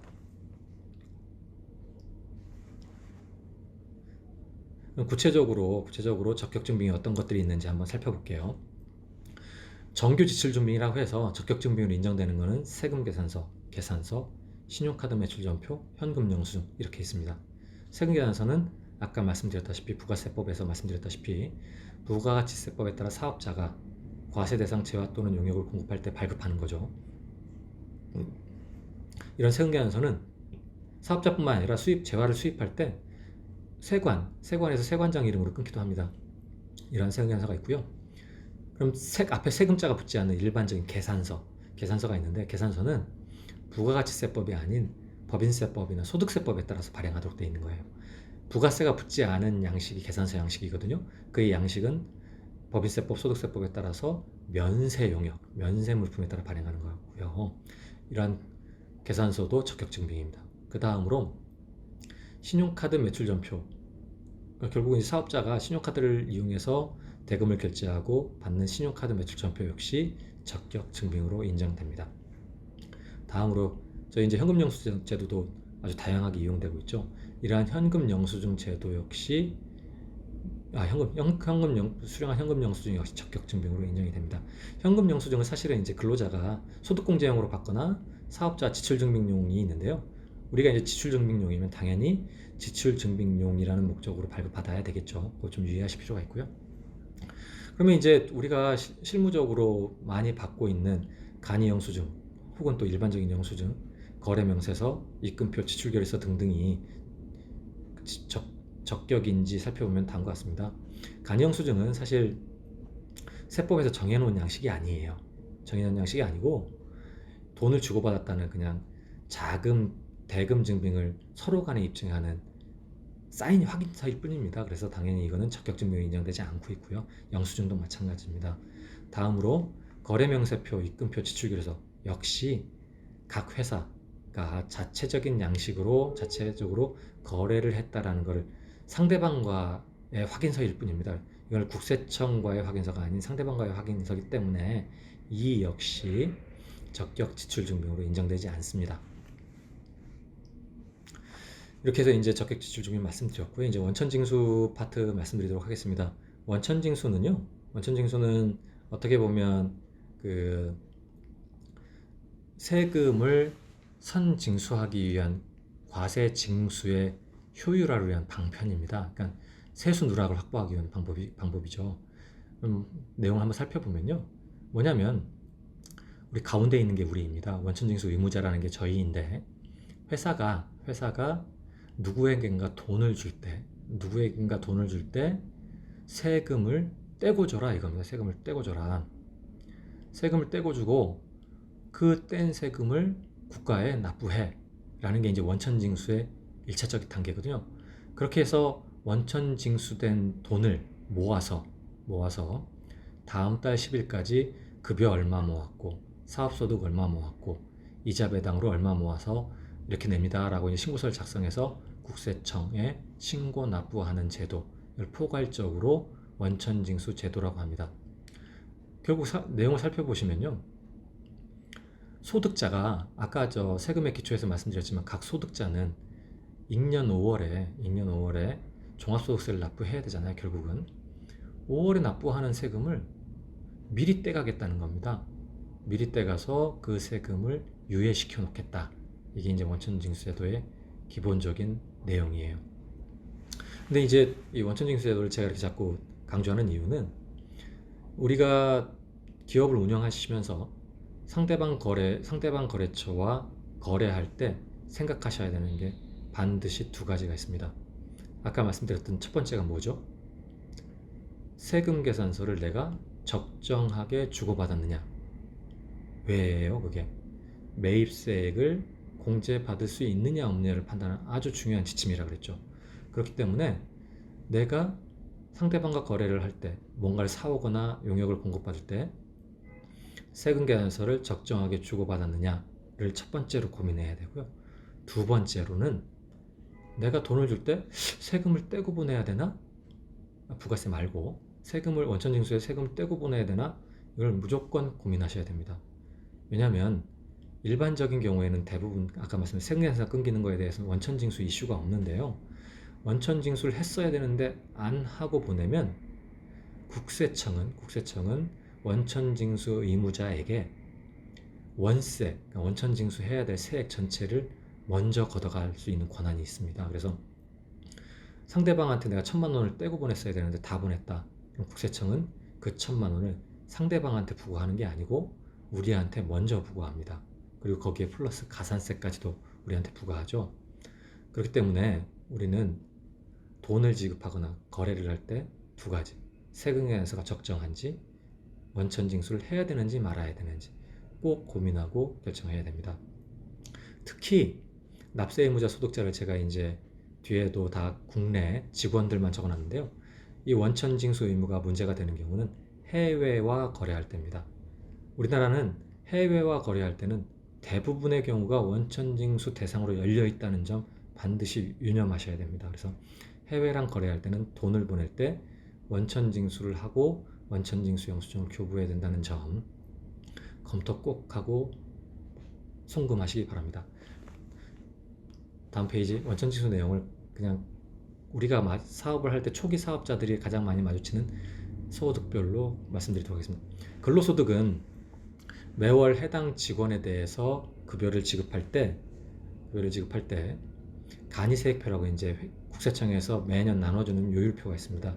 그 요율표에 맞추어서 원천 징수를 하고 직원한테 급여를 준 다음에 모아서 다음 달 10일 혹은 반기별로 모아서 근로소득자의 급여를 원천세를 신고 납부해야 합니다. 이 해당 근로자는 매달 원천 징수된 금액을 그 다음 해 1월 혹은 2월에 연말정산이라는 과정을 통해서 다시 한번 정산 절차를 거칩니다. 그래서 연말정산을 통해서 확정시키는 절차를 가져게 되죠. 그리고 회사 역시 연말정산이라는 과정을 통해서 덜 거둔 게 있으면 더 걷어가고 많이 거둔 게 있으면 돌려주는 구조를 작업을 진행하게 됩니다. 그리고 퇴직, 이자, 배당, 기타 사업소득 등 일회성이죠. 이것들은 근로소득과 달리 일회성 소득들에 대해서는 해당 소득 또는 수익금액을 지급할 때 원천징수, 각 표가 또 세율표가 있어요. 그 세율표에 맞추어서 원천징수를 한 다음에 대금을 지급해야 합니다. 기타소득의 대표적인 게 이제 우리 대표님들이 회사에 내가 갖고 있는 특허권을 넘기고 싶어, 특허권을 넘길 거야 라고 생각을 하고 이제 특허권을 회사에 팔 때 그 소득이 기타소득에 해당이 됩니다. 그래서 회사는 대표님들에게 지급하는 특허권 소득 중에서 일부를 기타소득에 대한 원천징수를 해서 떼고 나머지 금액을 드리면 되겠죠. 사업소득은 아까도 말씀드렸지만 우리의 직원이 아닌 프리랜서들한테 지급할 때 원천징수를 하게 되는데 대부분의 경우 대표적인 프리랜서들이 우리 프로그래머들, 회사에 소속되지 않고 자유직업으로 하는 프로그래머들, 그다음에 이제 보험 영업하시는 영업사원들 등등이 다 이제 사업소득자에 해당됩니다. 이런 분들은 돈을 지급할 때, 소득을 지급할 때 원천징수를 하고 지급을 해야 되고요. 그런데 이제 여기서 또 유의해야 될 게 뭐냐면 저희가 원천징수가 지금 20% 혹은 3% 제가 적어드렸는데 여기에 지방자치단체에 대한 세금인 지방소득세가 또 붙습니다. 그래서 10%가 붙거든요. 그래서 이제 22% 혹은 3.3%를 원천징수하고 지급해라. 이게 이제 또 유의할 점입니다. 마지막으로 이제 조세 파트에서 마지막으로는 저희가 기타 세금 관련 유의할 사항이라고 해서 앞에서 말씀 정형화된 게 아니고요. 조금 신경 써야 될 항목들을 제가 한번 정리해 봤습니다. 첫 번째는 대금 입금 증빙을 갖추어라 이거예요. 대금 입금 증빙이 뭐냐면요. 세금계산서 받았으면 됐지 무슨 입금 증빙이야, 혹은 계약서 썼으면 됐지 무슨 입금 증빙이야, 이럴 수 있는데 과세관청 입장에서는 세금계산서나 해당 계약서의 진실성을 대금 입금 증빙으로 보충하려고 합니다. 결국 뭐냐면 세금계산서가 가공 세금계산서다 라고 주장할 가능성이, 아까도 말씀드렸지만 국세청 입장에서 그런 주장을 하게 되면 국세청이 걷어가는 사람이 되게 많거든요. 그래서 그러한 주장을 할 가능성이 첫 번째고요. 실제로 우리가 이제 다른 목적으로 세금계산서 받을 수도 있어요. 왜냐하면 A라는 업체가 내가 요즘 문제가 좀 있으니 B라는 업체로 세금계산서 끊어드릴 테니 돈만 저희한테 보내주세요 라고 할 수도 있거든요. 근데 우리 입장에서는 그걸 거부할 수 없을 수도 있어요. 그렇다면 세금계산서 관련 가산세라든가 이런 것들은 부담할 수 있지만 향후에 법인세에서 그 가짜 세금계산서니 비용인 정도 할 수 없어 라고 이제 과세관청이 주장할 때 우리는 반대로 대응할 필요가 있습니다. 이런 여러 가지 이유로 대금 입금 증빙이 매우 중요해요. 그래서 향후 과세관청의 다툼이 예상이 되거나 혹은 거래 상대방이죠. 거래 상대방과도 다툼이 예상된다면 공식적으로 현금이나 수표를 지급하지 말고 해당 계좌로 대금 입금을 직접 해서 금융기관을 통해서 지급함으로써 안정성을 확보할 필요가 있습니다. 일례로 이 건으로 국세청에서 부가세 과세하면서 법인세 과세되지 않은 사례들이 꽤 많습니다. 그래서 대금 입금 증빙은 꼭 갖춰두셔라 라고 이제 말씀드리겠습니다. 다음으로 이제 특수관계인과의 거래를 유예라고 말씀드렸는데요. 이 부분은 당연하다고 생각하실 수도 있지만 굉장히 많이 놓칩니다. 우리가 생각하는 특수관계인은 매우 다양해요. 세법에서 정의하고 있는 특수관계는 매우 다양합니다. 대표적으로 자회사의 직원이 우리랑 특수관계에 있을까요, 없을까요? 혹은 우리 회사의 임원인데 퇴사한 지 5년이 안 된 임원이 특수관계에 있을까요, 없을까요? 등등 굉장히 많은 특수관계 여부에 부딪힙니다. 그래서 국세청에서 볼 때 특수관계는 확장하려고 애를 쓰기 때문에 특수관계가 있는 분들하고는 있는지 여부를 굉장히 잘 살펴봐야 되고, 두 번째로는 특수관계인과의 거래를 유의하라는 이유가 뭐냐면요, 과세관청 입장에서는 특수관계인과 거래를 하는 순간 뭔가 조세 탈루 목적이 있다고 봅니다. 그래서 세무조사라든지 모든 조사의 1순위가 특수관계자와 거래한 것입니다. 그래서 이제 일례로 회사의 직원 중에 대표이사의 가족이 있다든지 아니면 임원들의 가족이 회사의 직원으로 등재되어 있을 때 그들이 가공 직원인지 아닌지를 맨 먼저 파악합니다. 그들은. 그게 이제 가장 접근하기 쉬운 예고요. 두 번째로 특수관계 거래에 있어서 또 유의해야 되는 게 뭐냐면, A 회사는 맨날 손실만 나고 B 회사는 엄청난 이익을 내는 회사입니다. 둘이 특수관계자예요. 그럼 B 회사의 이익을 A 회사로 내리려는 유혹이 계속 있겠죠. 그래서 거래를 억지로 만듭니다. A 회사가 B 회사한테 매출을 일으키도록, 실제 있지도 않은데도 불구하고. 아니면 100만 원짜리 물건을 1000만 원짜리라고 속여서 팔거나 업해서 팔거나 이런 식으로 해서 A 회사가 그러니까 B 회사가 보유하고 있는 이익을 결손법인인 A 회사한테 내리려는 유혹이 굉장히 강해요. 국세청도 그걸 알고 있습니다. 그래서 특수관계자 간 거래는 이게 과연 시가가 맞느냐라는 걸 굉장히 유심히 살펴봅니다. 그래서 이제 시가를 벗어난 거래라고 본다면 양쪽 법인에 다 과세를 해요. 아까를 예를 들면 A 회사가 B 회사한테 100만 원짜리 물건을 1000만 원에 팔았을 때 B 회사는 비용으로 1000만 원을 계상할 수 했을 텐데, 국세청은 100만 원짜리를 1000만 원으로 계상했으니까 비용은 100만 원이야. 900만 원은 비용이 아니야 라고 해서 900만 원을 비용을 부인합니다. 그러면 이제 A 회사는 사실 1000만 원 이익 잡아놨잖아요, 이미. 근데 B 회사는 100만 원밖에 비용 인정 안 해줍니다. 그러면 A 회사에서 1000만 원 이익을 수정해줘야 될 텐데 그 수정은 안 해줍니다. 결국 이 얘기는 뭐냐면, 1000만 원짜리 거래를 B 회사만 부인하게 됨으로써 A 회사와 B 회사 모두 1000만 원 이익에 대해서 과세가 됩니다. 이중과세 문제가 생겨요. 그래서 특수관계자와 거래를 할 때는 이 거래가 첫 번째로 의심이 살 만한 거래냐, 의심이 살 만한 거래라면 내가 과연 시가에 맞추어서 했느냐, 시가를 얼마로 보아야 할 것이냐, 매우 유심히 살펴보고 거래를 하셔야 합니다. 향후에 이 문제로 과세관청과 다툼이 생기면 이중과세 이슈가 있다는 점 유념하시고 접근하실 필요가 있습니다. 마지막으로 이제 우리가 창업 중소기업들 혹은 지금 창업한 지 얼마 안 되는 분들에 대해서는 벤처기업을 받아두시라고 제가 요 내용을 적어놨습니다. 벤처기업을 받아놓으면 여러 가지 조세 혜택을 주고 있는데요. 그 벤처기업은 또 조세 혜택이 창업 후 3년 이내에 받은 것만 또 인정을 해줘요. 그래서 나중에 받으면 되지 이럴 필요가 전혀 없습니다. 받을 수 있을 때 최대한 빨리 받아두셔야 향후에 여러 가지 조세 혜택들을 볼 수 있는데요. 그 조세 혜택들을 하나씩 살펴보면 아래와 같습니다. 그러니까 대상은 다시 한번 말씀드리지만 창업 후 3년 이내 벤처 확인 받은 기업을 대상으로 하고 있고요. 그 첫 번째 이제 혜택이 뭐냐면 법인세랑 소득세를 감면해 줍니다.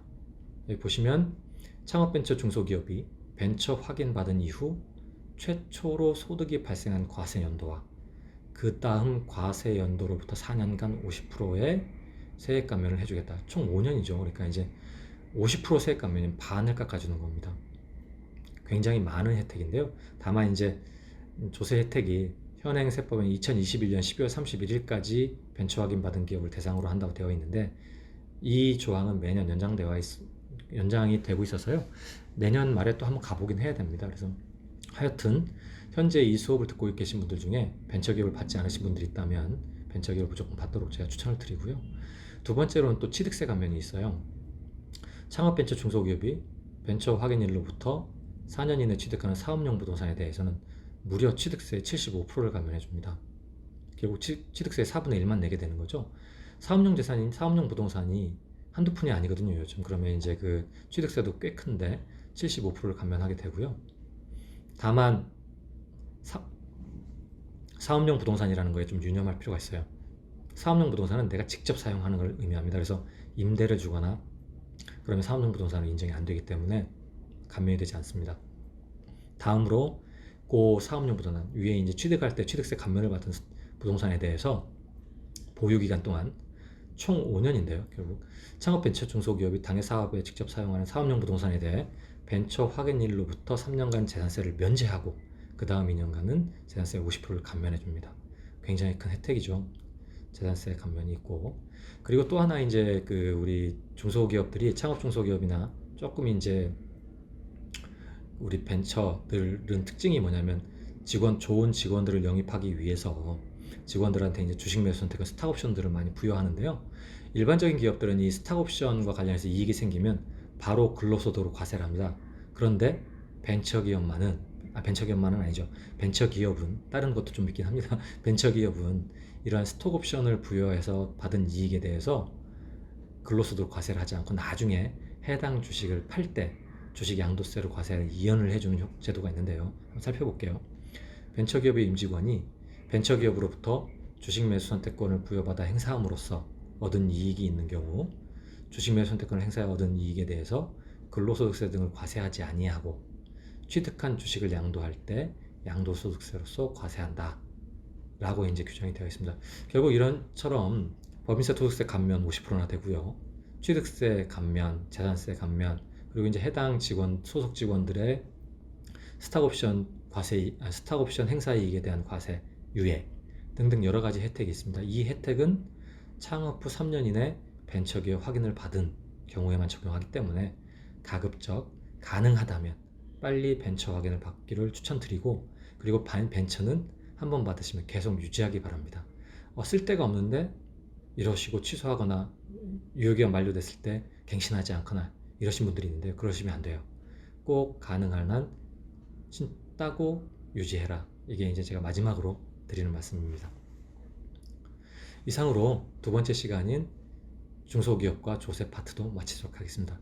이렇게 해서 이제 2시간 동안 중소기업과 회계, 중소기업과 세무 파트 기초적인 내용들을 제가 말씀을 드렸는데요.